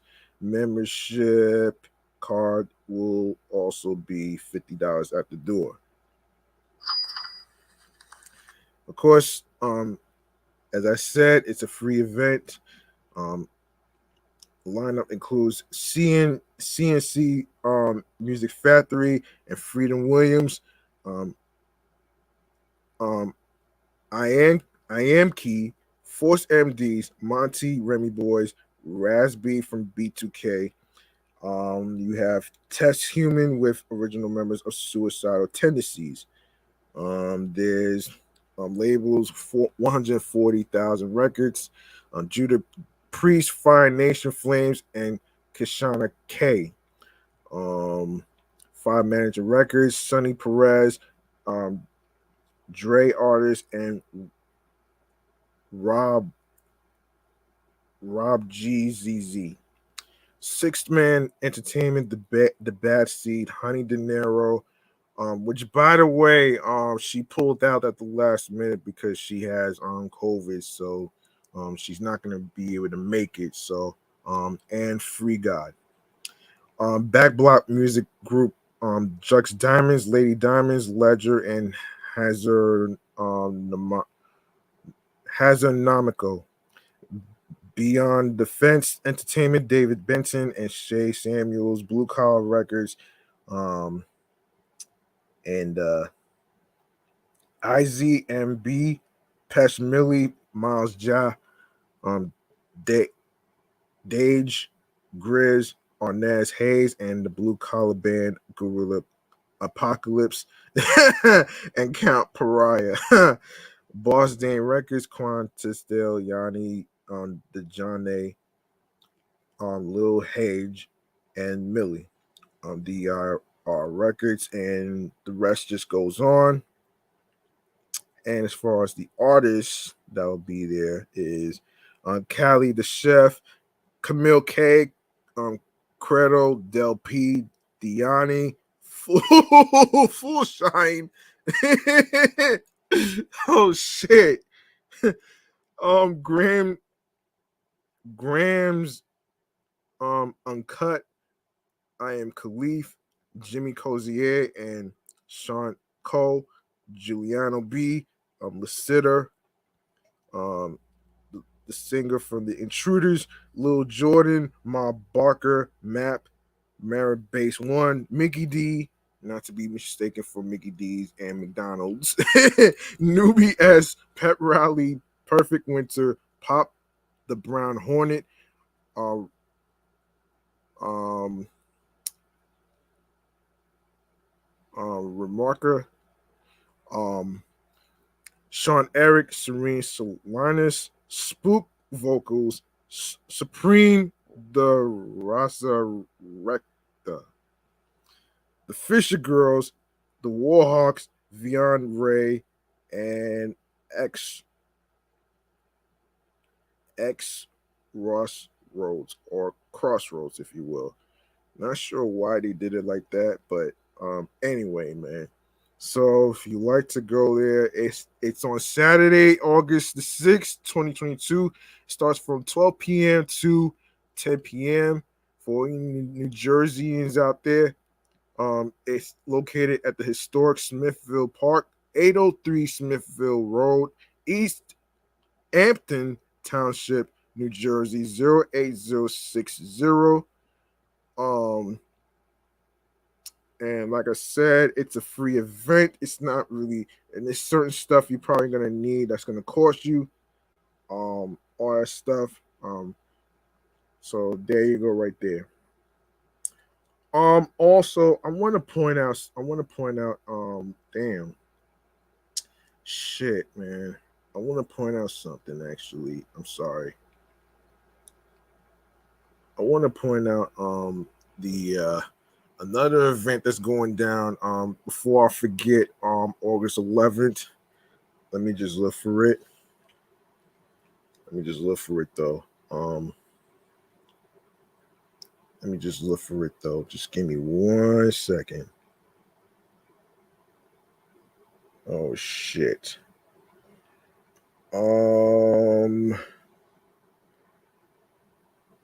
Wait a minute. I'm gonna have to look for it. Actually, just give me 1 second. Give me 1 second. Give me 1 second. All right, here it is.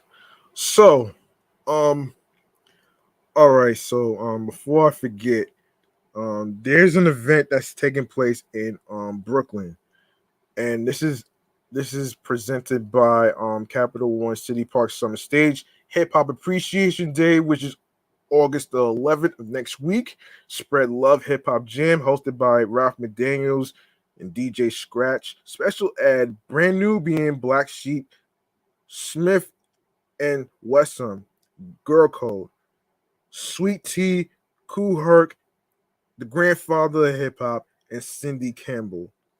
And it's a special tribute to hip hop's fallen soldiers.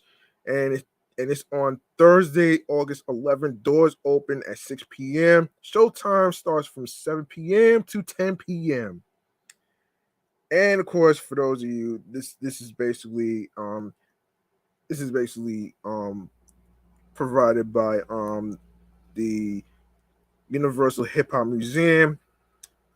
Of course, celebration of hip hop 50 years and Video Music Box. So it's a free concert, so don't miss that. All right. There you go. Now, what else can we talk about here, man? Oh yeah. Let's talk about what's going on for California before I get to New York. I got y'all. Okay. So for the weekend, right here, Back to the Future screening with the LA Phil. Of course, it starts today, August 5th, and through tomorrow, August 6th. Grab the keys to the DeLorean and travel back in time with Calvin Klein, aka Marty McFly, played by Michael J. Fox, to 1950s suburbia in this Steven Spielberg produced Super Smash. This time the classic comes with live orchestral accompaniment as David Newman.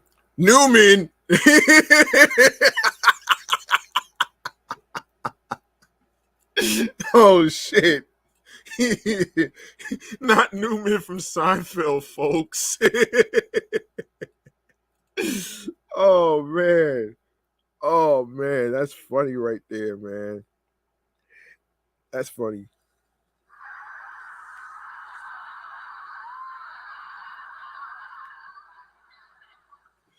Yeah, David Newman and the LA field tackle Alan Silvestri's soaring hummable score. Excuse me.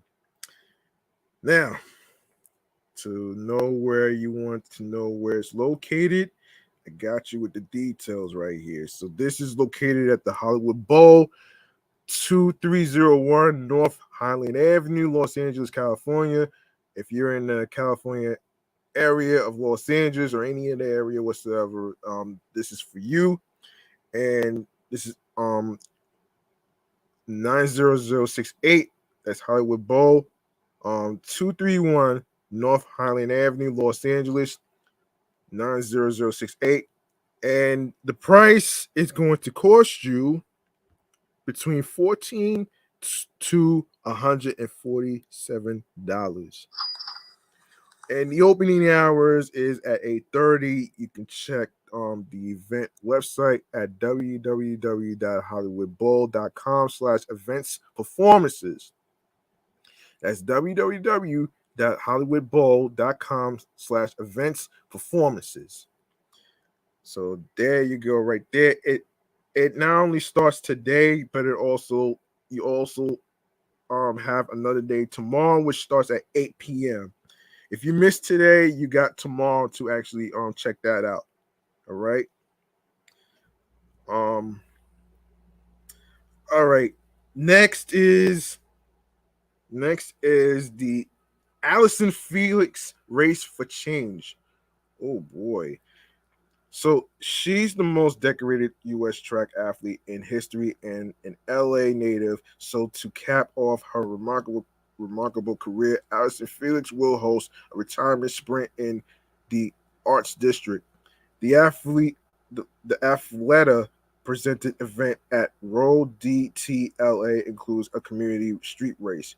Course registration is required to raise awareness for accessible child care as well as open 100 meters races and live music.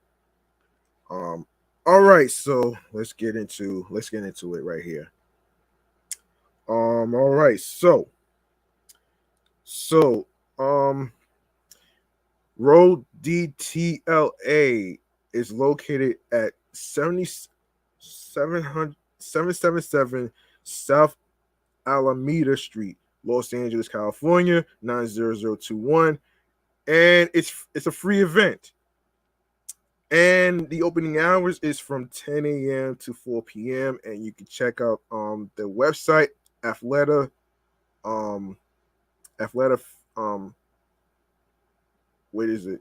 Yeah, Athleta frace.com. That's athletafrace.com for more information and details and stuff. And it starts at 10 a.m. and the hours is 10 a.m. to 4 p.m. So don't miss it. It's on Sunday, August the 7th. All right. There we go. There you go. All right, there's more to be had here. Trying to. Okay, there's more to be had here. Okay,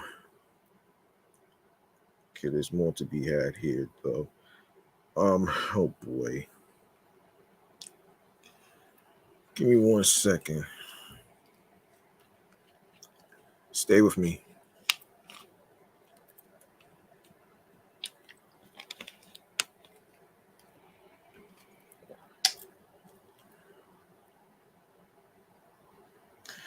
All right, I'm about to get to it right now.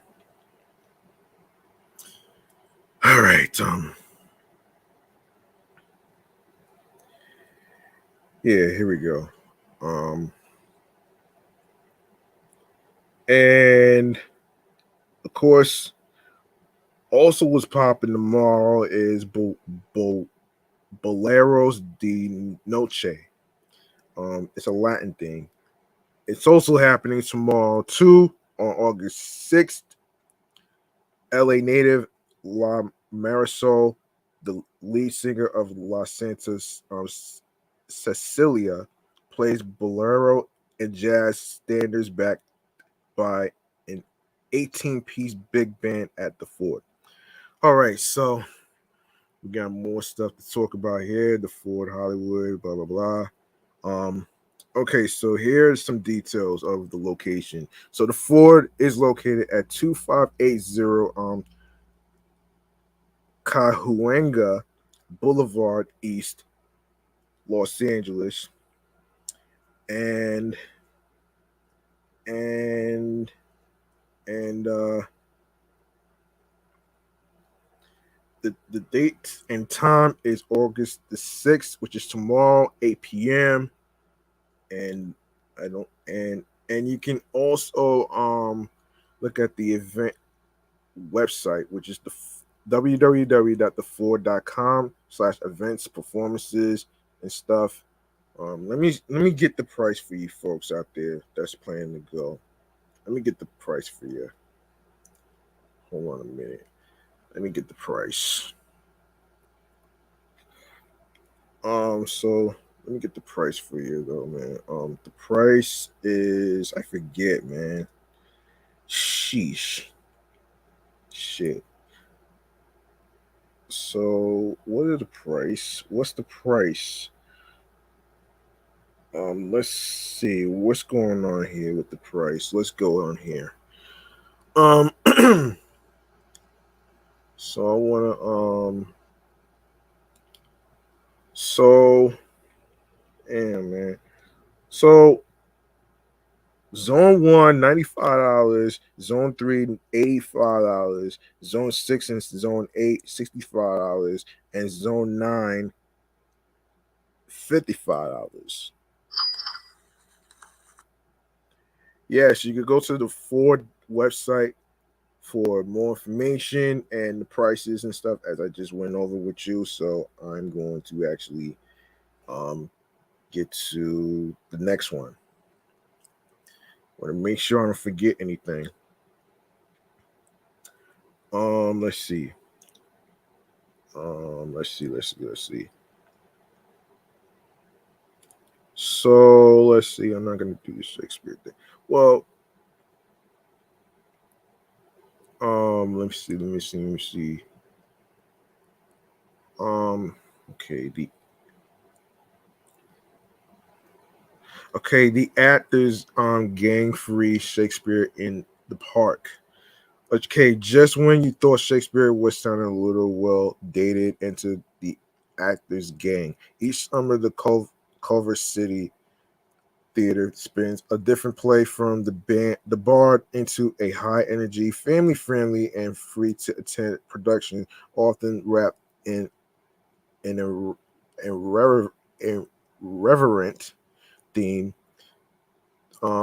Thinking everything from Toy Story to Power Rangers. This time around, as you like it, gets a Halloween inspired adaptation dubbed as Boo Like It, filled with dragons, witches, vampires, and ghosts. You'll find the play every weekend in August at Culver City's Media Park. And Media Park, for you Californians out there, if you want to check that fun event out, Media Park is located at 9070 Venice Boulevard, Culver City, 90232, and it is a free event. And of course, you go to the website, theactorsgang.com/events and upcoming. And of course, the dates and stuff is from August the 6th, starting tomorrow, through Sunday, August the 28th of this month. All the event is free. So don't worry about wasting any money. All right, so let's go to another. We can go to. Oh shit!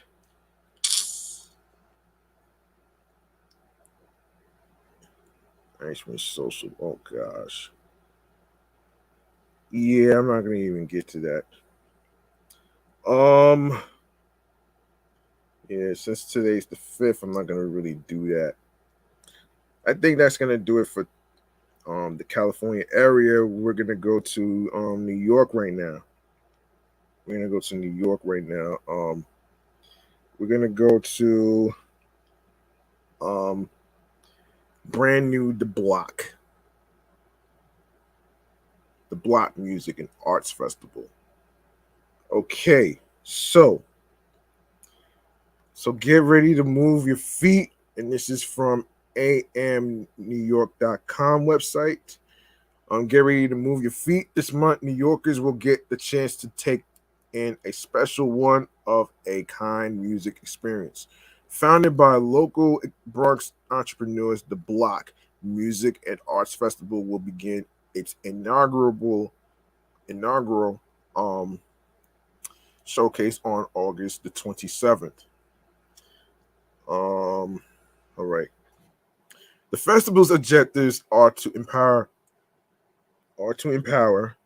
local music creators, create a space for culture to grow and thrive, and to provide a bigger platform for local artistic community within the Bronx. The performance is made possible by collaborations between Bronx local communities, Brian DeRoe, Uptown Melody, and the Fox and King. Oh shit. Um The upcoming event will be the first ever major music festival held in the Bronx, which is quite surprising. As the birthplace of hip hop, our local community has provided the world with music, art, fashion, food, literature, and pop culture icons, said Bronx native Ayanna Williams, founder of Uptown Melody. Williams has collaborated with many small minority and women owned businesses in both the Bronx and Harlem. The Bronx has given New York City and the entire world, for that matter, so much musical history, culture, and creativity. It is only fair that local artists get the chance to show off what they have been cooking up in the studio. Younger creators will have the opportunity to showcase their hard work and network with local businesses. The Bronx is defined by its culture and creativity, said Fernando Michael, founder of the Fox and King. It's time to celebrate our contributions with a festival that's dedicated to our local community. We're empowering the Bronx with our music and our culture, Brian DeRoe added. This festival will be the first of its kind in the borough, and we're looking to leave this creative legacy for the next generation. Michael has worked on various festivals across NYC, including South by Southwest and the Vans Warp Tour. The Block Music and the Block Music and Festival will run from 1 p.m. to 10 p.m. at the Bronx Brewery. Tickets will go on sale this week and can be purchased via Eventbrite, and will also be available at the door of the venue on the day of the show. And other places we need to talk about here is um we have the Astoria Greek cultural thing. Wait, I don't know if I could use this, but yeah, they got some dates here, man. Hold on. In September, John McDonald will bring Off the Meter on the record, his one-man play to the Greek Cultural Center in Astoria, Queens. The play in it is in its 5th year on stage. McDonald was born and raised in Middle Village and was stationed in Germany during the Vietnam War. Afterwards, he spent 40 years as a taxi driver in New York City before venturing into playwriting, comedy, and political activism. McDonald is the current producer and host of Radio Free Ariane and Talk Mac. We and D with Malaki McCourt and Corey Kilgannon.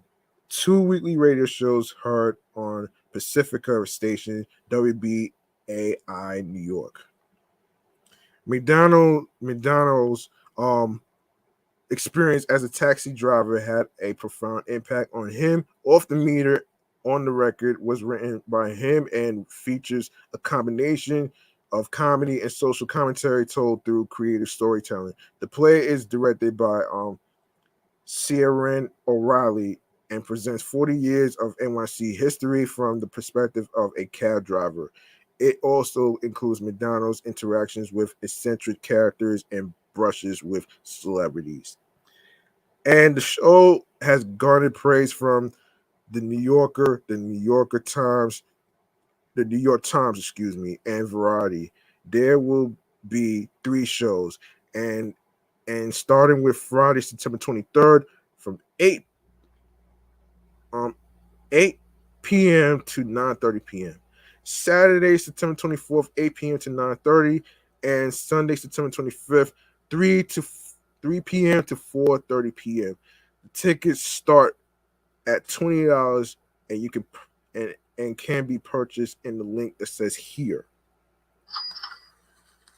And John McDowell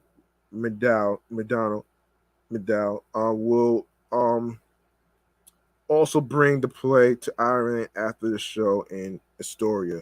Now, this is from QNS.com, which is the website I'm actually using, so where you get your tickets and stuff. So you can check out QNS.com slash 2022 08 Astoria Greek Cultural Center presents one man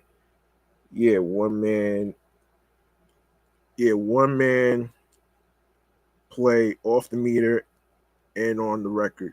So there you have it.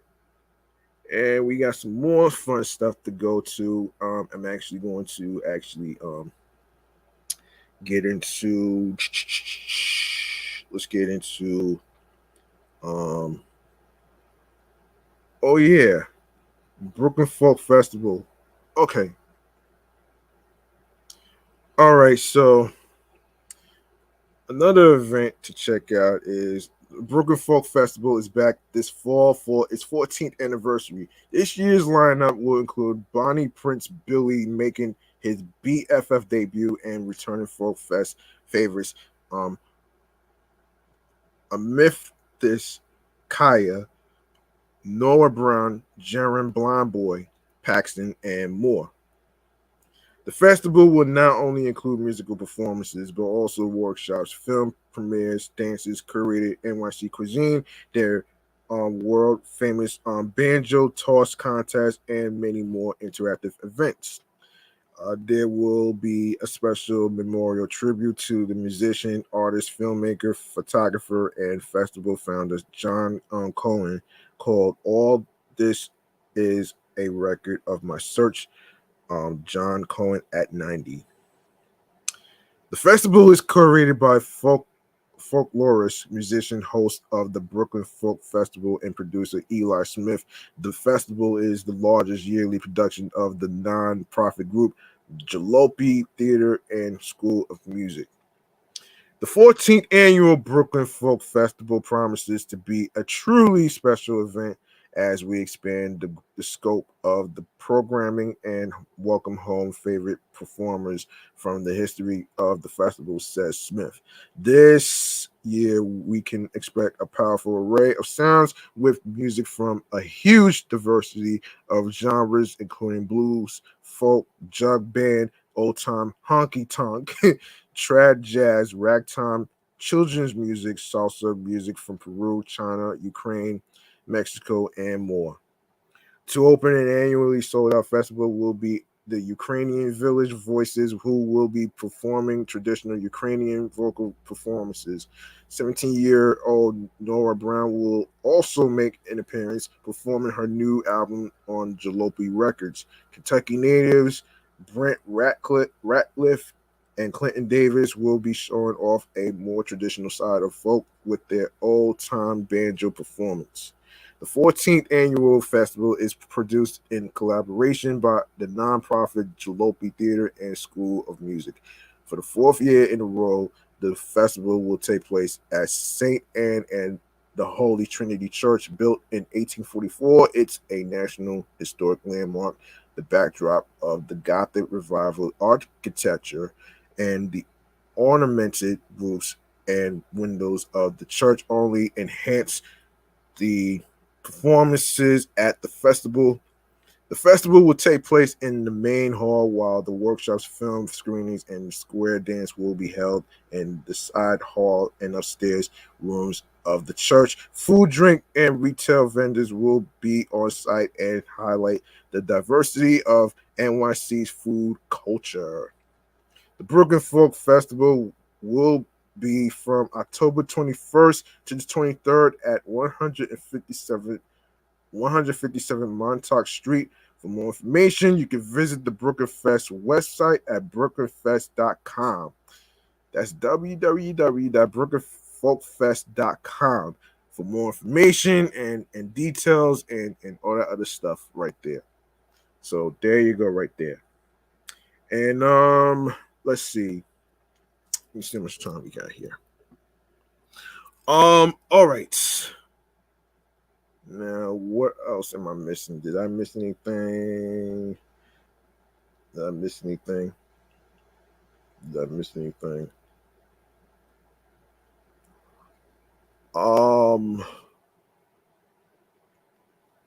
Did I miss anything? Wait a minute here. Wait a minute here.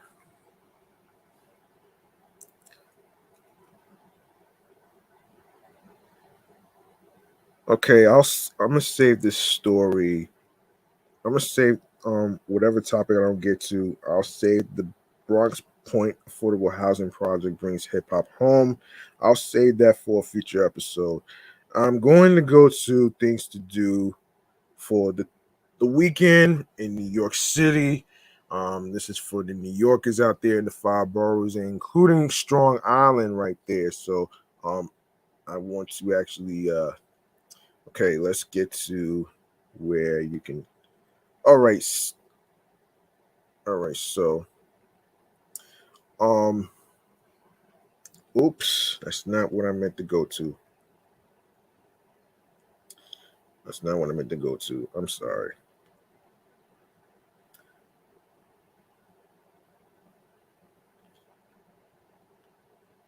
Sorry about that.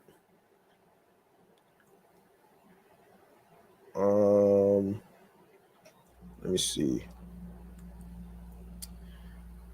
All right, just give me a minute here.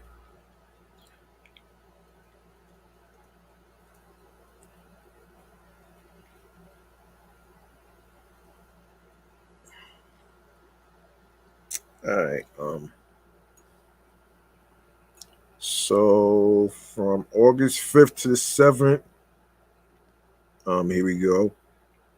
All right, so of course starting today, which is August 5th, a Friday, TGIF.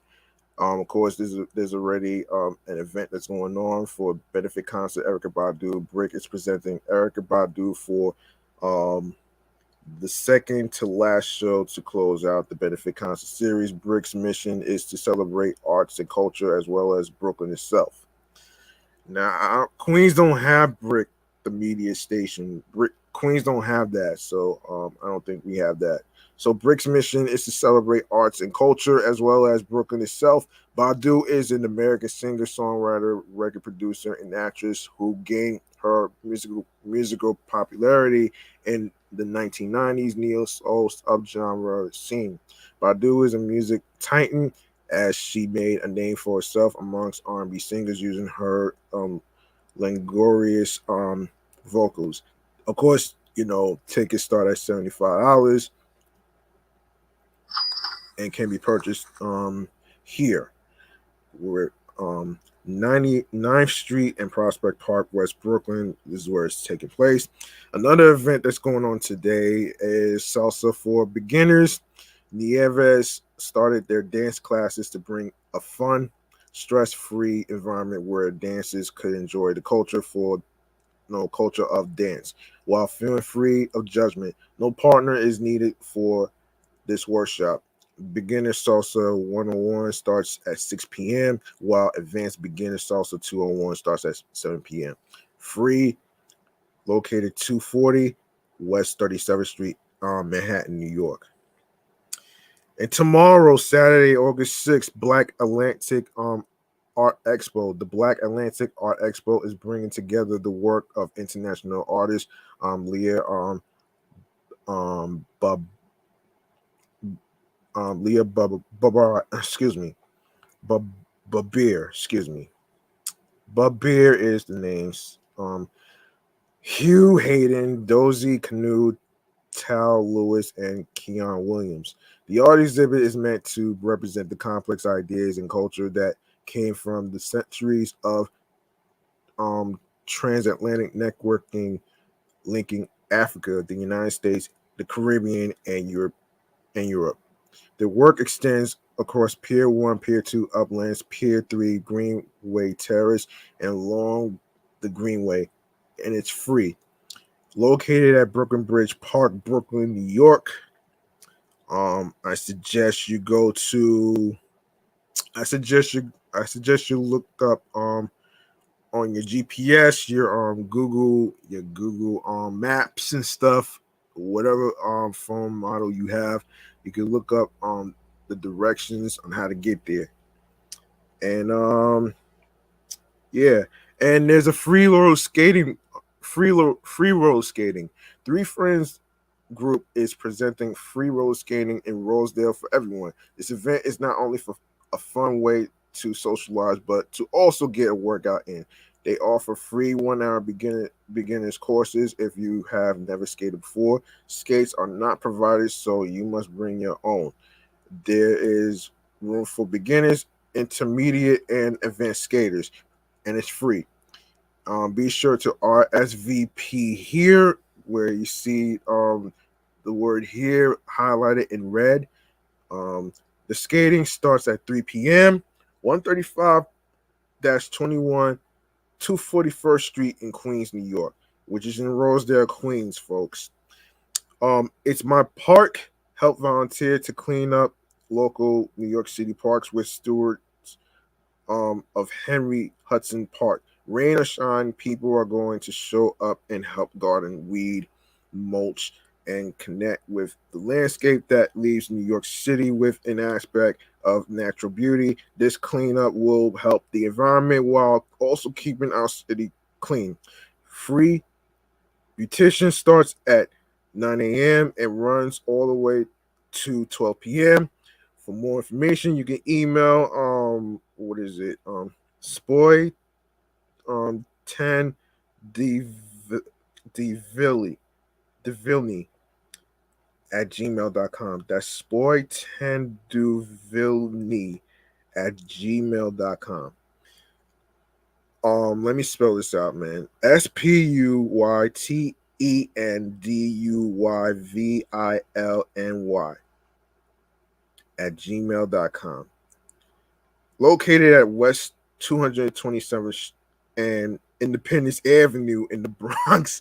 Independence Avenue. Oh shit. Independence Avenue. Wow. Wow, Independence Avenue. That's interesting right here.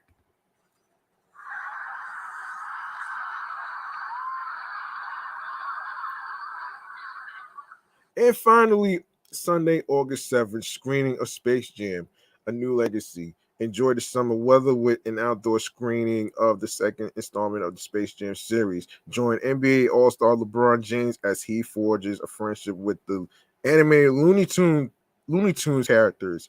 They all have the same goal to defeat the Goon Squad basketball team after they got trapped inside a computer simulation, and the event is free.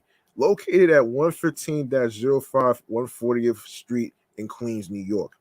And also another event that's going down is Much Ado About Nothing. Of course, Shakespeare in the Parks is back for more with a production of the comedy Much Ado About Nothing. The story is a blend of mistaken identities, misunderstandings, and of course romance. The stories follows Claudio falls in love with Hero while Beatrice and Benedict despise their love and act as comic relief. Local actors will recreate the iconic play, and the event is free, and it's located at 32-01 Vernon Boulevard, Queens, New York. Make sure you use your Google Maps and whatever maps you're using on your iPhones and stuff to actually know how to get there. All right. So there you go right there. And if you like to take a look for yourselves, this is the website right here that I'm using right here is www.amny.com/entertainment/things to do /AMNY Weekender, August 5th through the 7th. Okay. Let me see how much time I have here so I don't forget. Okay, hold on. Okay. Got it. Um, all right. All right, I think that's gonna do it for this episode 172. I said I was going to record it, and I actually did. So, if you'd like to make a charitable donation to my Cash App, go ahead and actually donate whatever amount of money you decide to choose will be appreciated. The Cash App is G Money Stacks 555. That's $ capital G lowercase MONEY, capital S lowercase TACKZ 555. You don't have to stress yourself out to actually have a lot of money.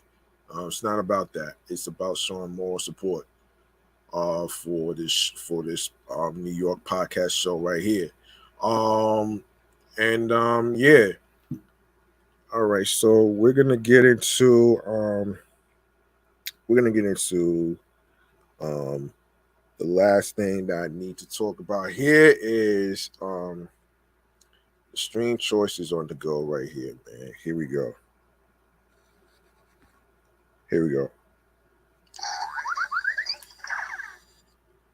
You like what you heard in today's episode or any previous episodes or whatsoever, you can go ahead and show your love by following Off the Meat Rack Chainz New York podcast on Facebook and Instagram, alongside with my other shows, the Sports Edition show of Excellent Fun Vibrant Podcast, Meticulous Vibe Juice Podcast, the review show, and alongside of myself on my primary handle is the Instagram is G Money Stacks 555 in Queens, New York.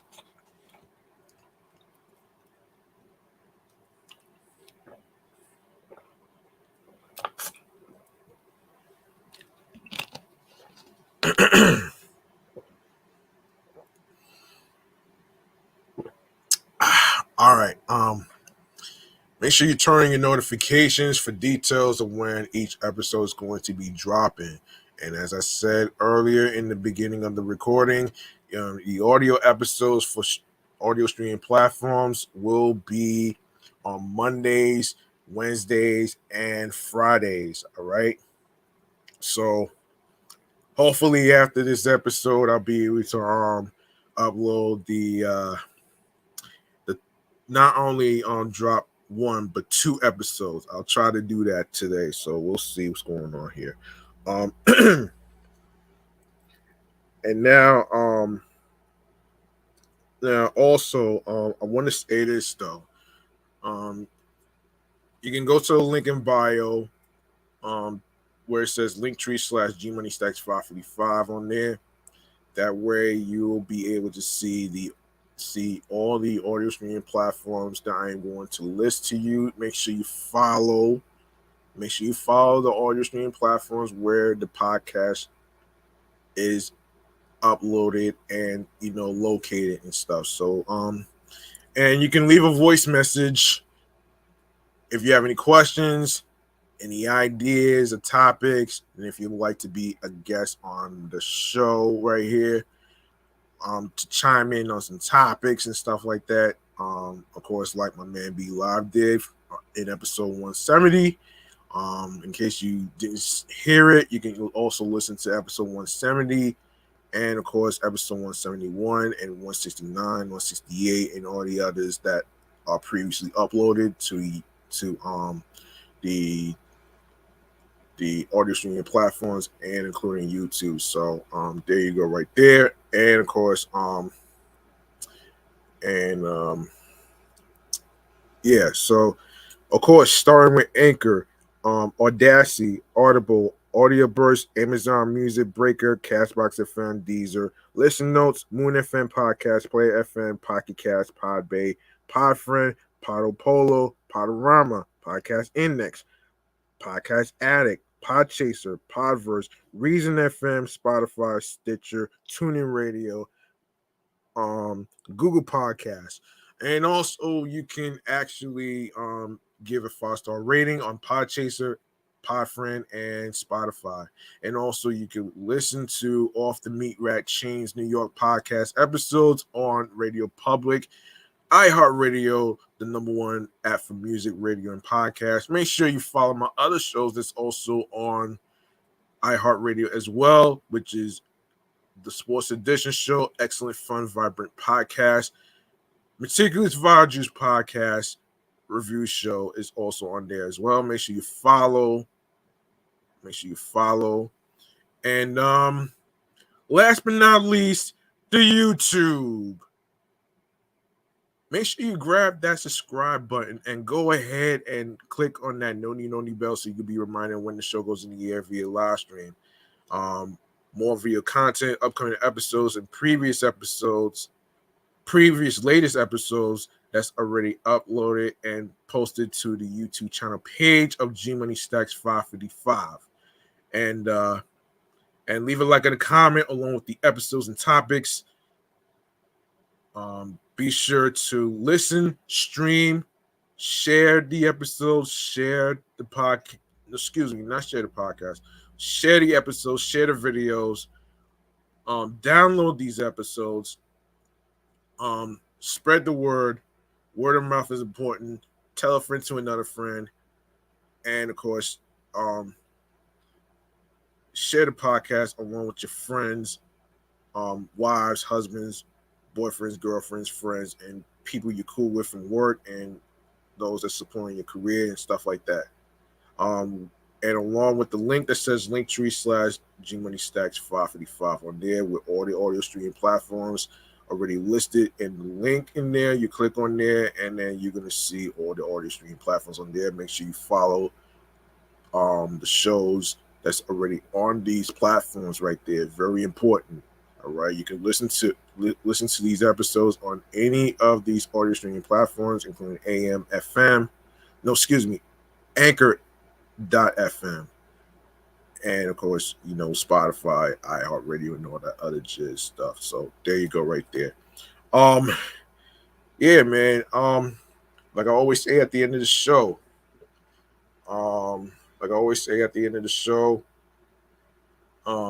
The grind doesn't stop. Hard work pays off. Trust the process because Rome in New York was not built in a day. And also, do what you love that makes you happy mentally, physically, and spiritually. And of course, find your voice. Also, make sure you find something that clicks to you and be on your P's and Q's with consistency, confidence in your craft, and get in your zone. All right. So there you go, right there, man. That's gonna do it for me. I'm G Money Stacks. Thank you very much for listening and tuning in and rock with me. I appreciate every single one of you, especially those outside the U.S., especially those that's in the USA, Canada, Long Island, aka Strong Island, plus the 5 boroughs of New York City. I'll catch y'all in the next episode. Next time, same place, same Man Cave Bat channel, same time, same place, and don't be don't be don't be late. Be there or be squared. All right. I'm out of here. I'm off this shit. Thank you very much. Peace and one love, and I hope you enjoy yourselves with the list of events that's happening through the weekend of August 5th to the 7th. And don't forget to GPS these locations for the people that's in New Jersey and the people that's in California and also New York.